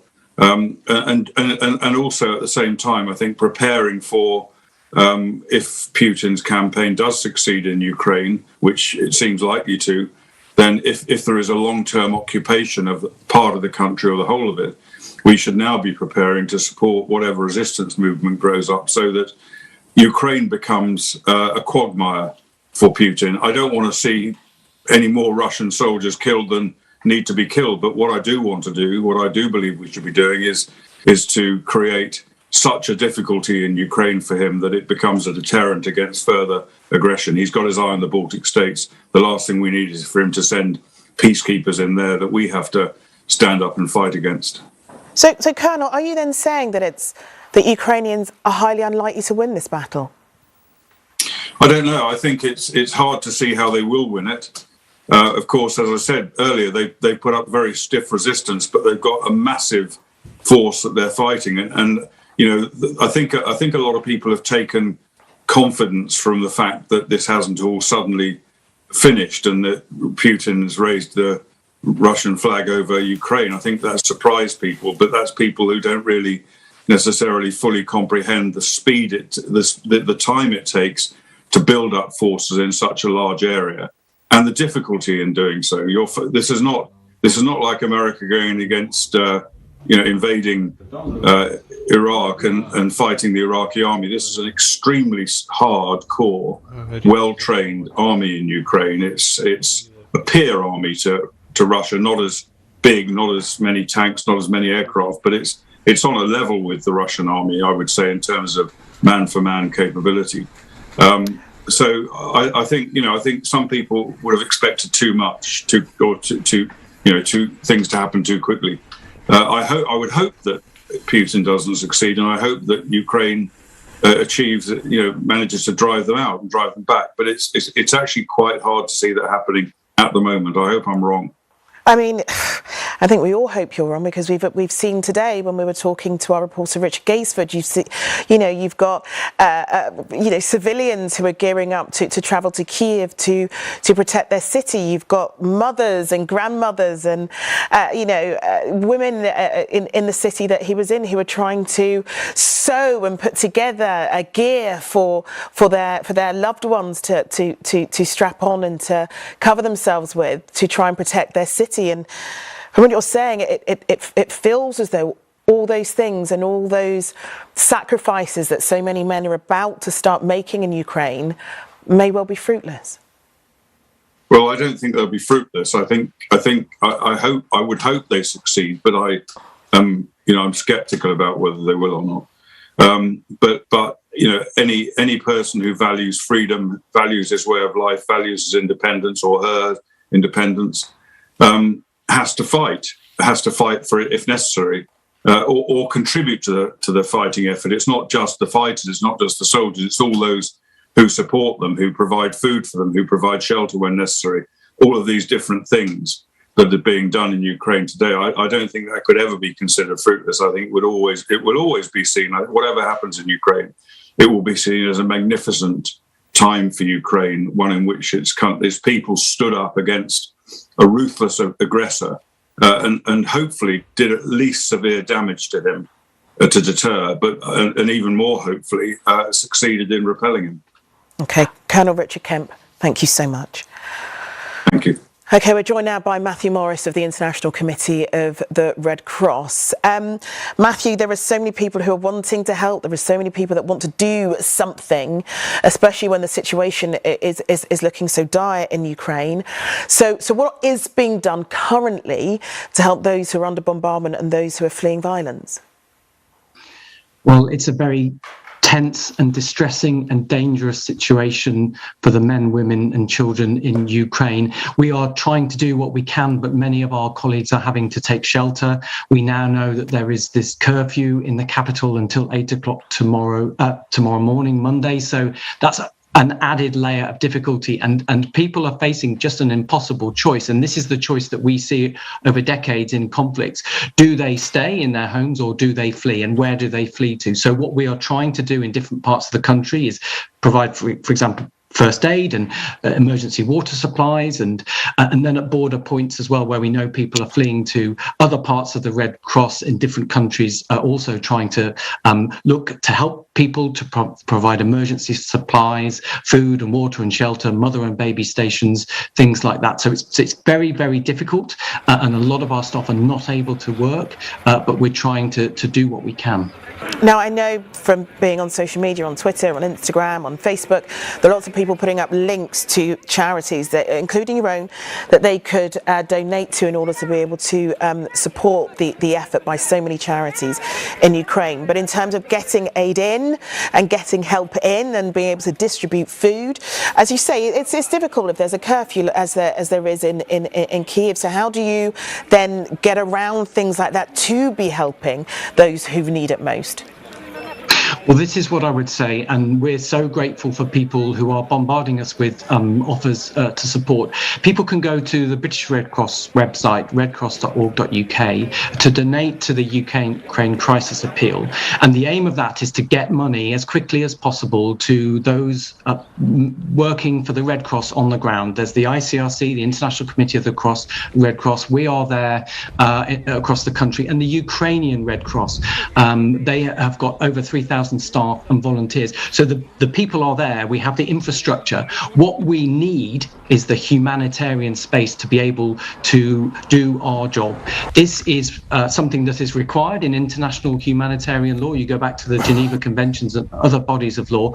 All parties to this conflict must obey international humanitarian law. Civilians and civilian infrastructure, so hospitals, schools, power plants, are protected. And what we're particularly concerned about, obviously, are the reports and the images of violence and fighting coming into densely populated areas. We've seen year after year in all sorts of parts of the world the devastating consequences of this kind of violence when neighborhoods are turned into front lines. That's devastating. So people can go onto the website, provide some funds. We will aim to get that as soon as we can to the teams on the ground who are doing this important work. We will do what we can. Okay, Matthew Morris, the Red Cross, thank you. Well, good morning. If you're just joining us, it's just gone 9 o'clock here in the UK and 11 o'clock in Ukraine.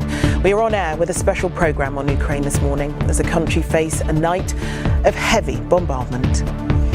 Russia's President Vladimir Putin has congratulated members of special forces, saying they fought heroically in Ukraine, while the Kremlin insisted it was ready for talks with Kiev. Ukraine's President Zelensky has also been speaking and said his country is ready for peace talks with Russia, but not in Belarus. And these are the latest pictures coming in from the country's second city of Kharkiv, where Russian troops have entered. There is reported to be fighting on the streets. Meanwhile, ITV News has learned that a number of people who've escaped to Poland from Ukraine, that number has now reached 160,000. Let's now look at the latest live pictures from Kiev. Our correspondents there telling us that there was a night of heavy shelling and bombardment. In the background, you can see just at the back of the shot there, plumes of smoke from explosion at an oil refinery. But we do know there have also been plumes of smoke seen over Kiev from bombardment and artillery shots from what we believe to be one of the nearest airports to Kiev. In the east of the country, though, that's really seeing Russian aggression this morning, as John Ray reports.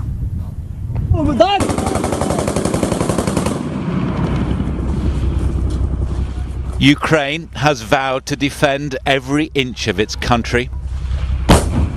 In the second city of Kharkiv this morning, its army is fighting street by street and scoring some victories against the invading Russians in a war Vladimir Putin cannot afford to lose.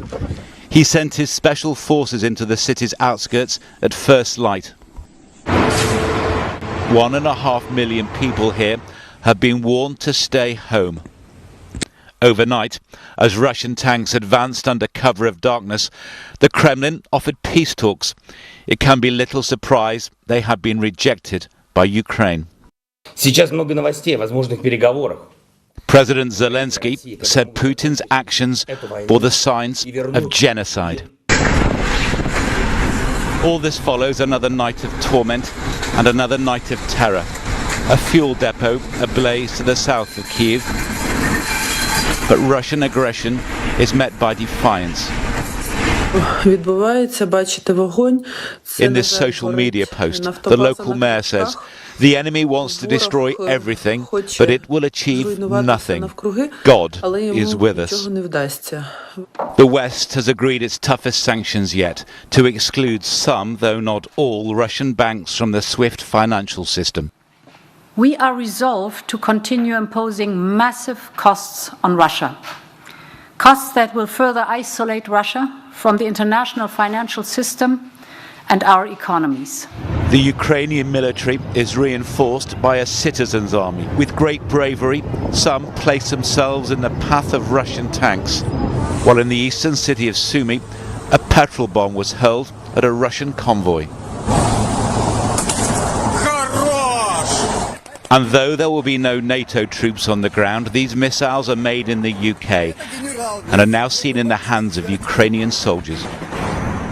The horror of what is unfolding in Ukraine is becoming clear to Western audiences, and that is in turn putting huge pressure on Western politicians. We've got to act together, and we've got to do more. As Russia's assault intensifies, so its international isolation deepens. Last week, Donald Trump flattered Putin. Last night, he praised the Ukrainian president. He's a brave man. He's hanging in. He's a brave man. Prince Harry has added his voice to the wave of revulsion at Russian aggression. Before I begin, we would like to acknowledge the people of Ukraine who urgently need our continued support as a global community. The UN says at least 240 civilians have been killed or injured. In Kiev, under curfew, another night in the metro station, and they woke to the sounds of air raid sirens, a menacing omen for the day ahead. John Ray, ITV News. OK, let's bring you up to speed with what's happening across the country. Ukrainian authorities say that Russian troops have entered Ukraine's second largest city of Kharkiv, and fighting is underway in the streets after Russian forces blew up a gas pipeline in Kharkiv, prompting the government to warn people to protect themselves from the smoke by covering their windows. Overnight, huge explosions lit up the sky south of the capital, Kiev, where people hunkered down in homes, underground garages and subway stations in anticipation of a full-scale assault by Russian forces. And flames billowed into the air before dawn from an oil depot near the Zuliani airport, about 25 miles, that's 40 kilometres, south of the capital. OK, we're joined once more from Kiev by our global security editor, Rohit Katra. About an hour ago, you were saying that you could hear firing, you could hear some bombardment. How's it been over the last hour? How are things looking? Well, what we heard was several explosions in the distance. I think you can pick it up on the other camera that we have actually, and what we, simply from looking at a map, where we believe that was happening was somewhere close to Hostomel airfield, which has been a focus of a lot of the fighting over the past few days. There is an airfield there. We know that part of the Russian strategy was to take it so that they could land more troops, more reinforcements, more equipment there as part of their, what may well have been their final battle, their final assault on the capital, Kiev. What we know is that over the past few days it has changed hands, switching from the Russians to the Ukrainians, and that explosion was vaguely in the area of Hostomel and another suburb nearby called Bucha, which we know there has been which has been the location of some heavy firing this morning. We've seen claims, reports on social media about a bridge perhaps being struck, maybe by the Russians, perhaps brought down deliberately by the Ukrainians, but certainly some activity over there. And so we've seen across the skyline several explosions this morning after a fairly dark night, in which we saw a little further away at an oil depot close to a military facility, these huge plumes of pulsating red smoke after these very loud explosions early in the day, which were followed by air raid sirens here in the city, people rushing to their bunkers if they had one, people sleeping in the subway, the metro stations. But as it stands now, the Ukrainian military still hold this city and they're still resisting. Okay, Rohit, thank you. Let's turn now to our political editor, Robert Peston, who's over at Westminster. Robert, we've been talking about new sanctions against Russian financial systems. What will the consequences be for us here of these sanctions? Well, they will impose costs on the West, on Europe, on the US, and indeed on the UK. And the reason for that is because there are plenty of Western businesses that will be shut out of trading with Russia. That will bring costs to those businesses. There are plenty of Western businesses owed money by Russia. They won't be able to get that money. And then there is the biggest potential cost to the West, which is a disruption to the flow of gas and oil products into Europe in particular. Now, economies, huge economies like Germany and Italy get about 40% of their gas requirements from Russia. In these sanctions that are being imposed on Russian banks, excluding them from the so-called SWIFT system, which makes it almost impossible for Russian banks to pay for Western goods and services, and for Western businesses to get money out of Russia, there is an attempt by the authorities in the West to sort of carve out oil and gas business, to allow oil and gas to continue to flow to Europe. But I have to say, I think this will prove very, very difficult, because you're basically relying on banks to identify, Western banks to identify what is sort of legitimate business with Moscow and what is banned business. And in practice, I think that will mean there will be disruption. We'll see further rises in the oil and gas price in coming days. Now, as we all know, there is a massive cost of living squeeze already in the UK and indeed all throughout the Western world as a result of surging oil and gas prices, and that is going to get worse. So although, as I've been saying throughout the programme, the sanctions that have been announced will really hit the Russian economy hard, it is the sort of financial equivalent of shock and awe. I'm afraid here in the West, in order to punish Russia, we are going to have to endure quite a lot of pain, economic pain, cost to our living standards. Robert, thank you. Well, let's go straight to Foreign Secretary Liz Truss. We've been hearing there from Robert the talk of sanctions, and the changes regarding SWIFT, of course, came in overnight. Do you feel like that's enough for now? Well, we have put in place the toughest package of sanctions that we've ever had on Russia in response to this appalling invasion. And the purpose is to degrade the Russian economy over time, to stop Vladimir Putin being able to fund his war machine. But of course, we're also supplying defensive weaponry into Ukraine to support them in their struggle against the Russian forces, and we need to do both of those things. This is going to be a long-term struggle. This could go on for a number of years, but what's vitally important is we do use our sanctions to degrade the ability of Russia to raise money on the international markets, to stop it gaining so much revenue from oil and gas, but also to stop it getting the technology it needs to try and improve its military machine. But one would assume, though, that Putin had factored in the fact that we would lay sanctions on him and on Russia. So what if these tough sanctions? They are tough, but what if he doesn't care? What if he just carries on? Are you happy with a war that perhaps, as you said in one of the papers this morning, a war that could go on for a decade? Well, I believe that Putin didn't expect the toughness of the sanctions we put in place. I don't think he expected the West to be so united. He likes to try and play a game of divide and rule, and we're now seeing the Germans send defensive weapons to Ukraine. The UK was the first country in Europe to do that, but we're seeing all of our allies following suit, and we're seeing strong resolve against Russia. Nobody supported Russia at the United Nations Security Council, so I don't think Putin expected the unity and strength, and I don't think he expected the severity of the sanctions. I also don't think he expected the Ukrainians to fight so hard, because they are fighting for their country, they're fighting for freedom and democracy, and they've shown huge bravery.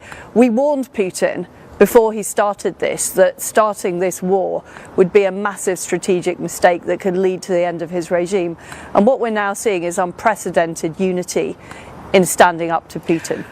But should we have foreseen that this was going to happen? Should we have been doing more before last week Thursday when the incursion actually started? Well, we were already helping the Ukrainian army. We've trained up 20,000 Ukrainian troops. We were supplying defensive weapons into Ukraine, and we were providing economic support to Ukraine as well. We were clear, and the entire West were clear, that if there was an invasion, that there would be severe costs. We're now putting those severe costs in place. But this war is Putin's, and Putin's war alone. He has started, he's carried out this incursion, and this is why we are now responding with the severest possible sanctions. Foreign Secretary, it's Robert Moore here in the studio. You've talked about providing defensive weapons to Ukraine. Is there a role for us playing in terms of hybrid warfare? Would you rule out using offensive cyber warfare in an attack to slow down the Russian assault on cities? Unfortunately, if we can have a... Can you hear us now, Liz?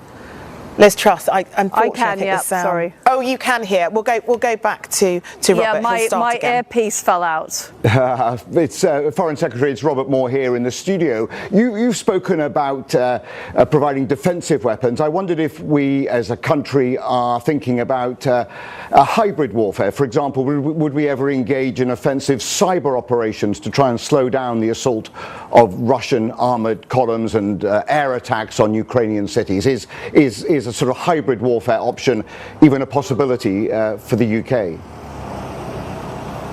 We have already been supplying strong support to Ukraine in areas like information, communications, challenging the Russian disinformation. We have unleashed some of our intelligence, for example, the attempts by Russia to set up a puppet government in Kiev, the disinformation they're spreading about various so-called false flag operations around Ukraine. So we are supporting the Ukrainians in every way we can, including using our advanced technology. And let's talk about the refugee crisis, Liz Truss, because we have had our reporter Lucy Watson in Poland at the moment, and I think there's about 160,000 Ukrainians have crossed over the border into Poland, desperately seeking help, desperately trying to get a bed for the night, desperately trying to find food, desperately trying to eat, desperately trying to explain to their children what is currently happening. Poland and those countries cannot solely deal with that. They cannot shoulder full responsibility for all of that. So what is it that we are planning to do? So we're working very closely with Poland and other allies on the border of Ukraine, helping them with that emergency assistance. We're putting humanitarian aid in. We're supporting with logistics. We've sent our development experts, humanitarian experts to Poland to support. We're also working with the UN to make sure that we protect humanitarian corridors into Ukraine. So we are doing all we can to support the refugees, and you're absolutely right, this is a humanitarian disaster as well as a huge military problem. So are we opening our doors in that case, or are we just expecting other countries to do that? Well, the Prime Minister has been very clear that there will always be a home in Britain for refugees. We are very concerned about what's happening on the ground, and we're urgently looking at what more the United Kingdom can do. Well, it'll be interesting to see how long that takes, Liz Truss, because currently we have children lying on floors in train stations who could really do with knowing where it is they're going to be sleeping in the next couple of nights. Liz Truss, thank you very much. OK, let's return now to our political editor, Robert Peston, in Westminster. What is your reaction, Robert, to what Liz Truss had to say? Well, so a number of striking things. I thought the most important was the way that the Foreign Secretary made clear they're not expecting regime change, the ousting of Putin and his cronies anytime soon. We are preparing for years of conflict with Putin in and around Ukraine. Now, it's not to say that there won't be more popular pressure on him, especially as a result of these very dramatic sanctions, this financial punishment that's being imposed and has been imposed over just the last few days. But, you know, she is talking about a long and grinding conflict. A couple of other things I just thought were worth picking up on. She said there was unanimity in the UN Security Council against Putin. That is not quite right. It was what was very striking that China, India and indeed the United Arab Emirates all abstained on the vote condemning what Putin has done in Ukraine. And what that tells us is that to an extent the way that Putin will try and ease the financial pressures that we have imposed on him through these sanctions is to turn in particular to China to help. And I have to say the intelligence experts I talk to do expect China, probably rather quietly but nonetheless in size, to provide the kind of financial needs that Putin now requires. It won't happen quickly, but there will. But as I say, he will receive a degree of protection there. China will extract a price and you know, will expect in a sense to be the boss in this relationship. Putin may not like that, but he doesn't really have any choice. And so I think the other thing that we've all got to be focused on at the moment in respect of this appalling war in Ukraine is the way that it is reshaping the balance of power within the world. And you know, one of the, I'm afraid, fearful consequences of all of this is we are going to resume to a very split world between, to an extent, a West which is now more united than it was, but has not been as coordinated in terms of acting together as it was during the Cold War, and that we've got to learn lessons from that, and a sort of Chinese-Russian axis. So, you know, fearful long-term consequences from all of this. OK, Robert, thank you very much. I'm not sure we ever seem to learn from history. Let's go back to Richard Gaisford, who's in Western Ukraine, and you've been talking to people there who are scared about what will happen over the next few days, weeks or years, even if Liz Truss's predictions comes true. Yeah, it's a really frightening situation for so many people. Hundreds coming through to this refugee centre and more people bringing bedding and other goods, clothes, food for those refugees who are using this as something of a staging post. You can see the sandbags that have been piled up outside, Charlene. That is because they are frightened of an attack here, but they're not allowing that nervousness to stop them from helping those people who have been fleeing from the Russian forces. Well, let's get the camera, Rav, inside.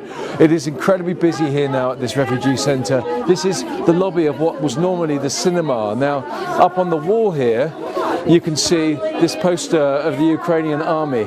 and it says unbreakable, and this army is unbreakable because of the support it gets. Let's have a listen and a look at what's happening over here.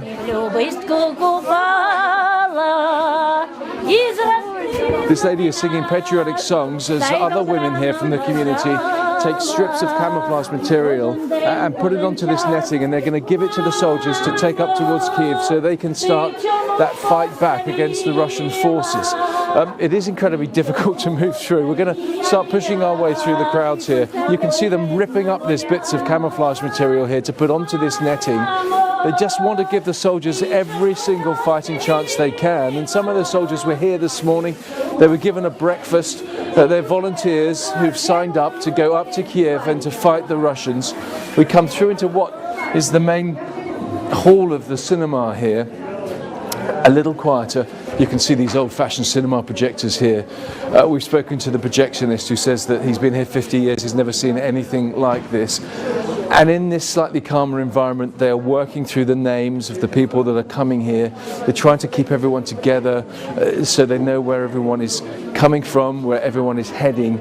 And if we come forward just through, I'm hoping that we can just show you inside the cinema auditorium again, because as more goods comes through, it's okay. There's no child, there's just goods that the people are bringing. We'll just work our way through here. You can see the large stocks of food that they've been gathering here for these refugees, and an amazing enterprise inside what is the theatre auditorium. If Rav just follows me in, you can see these huge teams of people, all of the volunteers who've come together from the community, and they are working together to take and sort the clothes, the bedding that has been given to help those refugees. They expect to see thousands coming through in the coming days. You can see it all piled up here.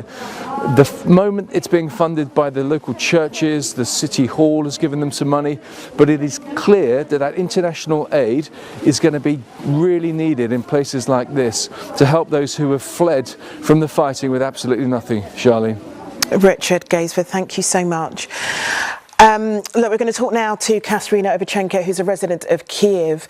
Katerina, you've had your first night under curfew, and I know it's a scary situation that you're in at the moment. What's it been like for you so far this morning? It was loud. It was still like 10 minutes ago when your people called me. I was not sure if I would be able to do the interview because of the shelling and the explosions we heard very close to us. And it's quite difficult, I think, for a lot of us to get our heads around. Last weekend was a very normal weekend by all accounts, and this week you're having to contend with shellings and bombardment and artillery shots fired. You know, this change in your life, what is it like for you? I'm not sure we can actually still comprehend what is going on. It's like, you know, when we see it in a shelter during the night, and then somebody is just like, can you imagine we are talking about the war and that we are being shot like now? Like every second whilst we are in Kiev, it's not like maybe in some parts of Ukraine, which are fortunate enough, but in Kiev, it's like every second, every minute, the situation can be changed. And the city we love so much is just under attack of these crazy ideas. It's insane. It's insane. And I think I had kind of like panic attack like this night, because it came to me that it hit me, this realization that this is it. Like, there's a real possibility, like, not to be able to open your eyes again tomorrow. Oh, Katerina, look, please just be safe, and please just go inside, and please stay underground, and please, honestly, try and be as safe as you can. But we do appreciate you talking to us this morning. Thank you, Katerina. Robert, a lot has happened this morning. We've had our correspondents who have been seeing the bombardment in Kiev, who've witnessed it. What happens now? I think the big takeaway is what the Foreign Secretary warned you on this programme, is that the world needs to be braced not for weeks or months of conflict in the heart of Europe, but actually years. And with that comes instability, not just on the Ukrainian-Russian axis, but also in the Baltics, in the Caucasus, in Central Asia, because, you know, if we have in the Kremlin a leader who wants to try and reinvent the sort of imperialist notions of Russia and the former Soviet Union, then that is a world of uncertainty and of pain. The truth is, Charlene, we don't have a sense of the decision-making in the Kremlin. It appears to be seriously paranoid. You know, he has succeeded so far, President Putin has, in uniting NATO and the Ukraine. He's inflicted potentially huge damage on his own economy. Russia remains isolated. You know, the Putin brand is irreversibly and irretrievably damaged. It appears that it's a completely inexplicable war at this point. Okay, Robert, thank you. Well, we will be back with bulletins throughout the day, but that is it from us after a special programme this morning. Let's take a final look at the streets of Kiev. They're quiet because of that 39-hour curfew, meaning that people are staying in their homes, finding safety and shelter where they can. But in the distance, as you can see in this shot, there is that reminder of war in the beauty of that city. Plumes of smoke still billowing into the sky. It is in Ukraine's second largest city, Kharkiv, that has this morning borne the brunt of Russian aggression. Putin has said he is proud of his troops, but Ukraine forces and civilians continue to stand their ground. There are mass casualties, hundreds feared dead, and there are many, many more victims who fled their homes with their lives, with no idea what their future holds. For all of us at home, our teams in Poland, Russia and US, and of course Ukraine, goodbye.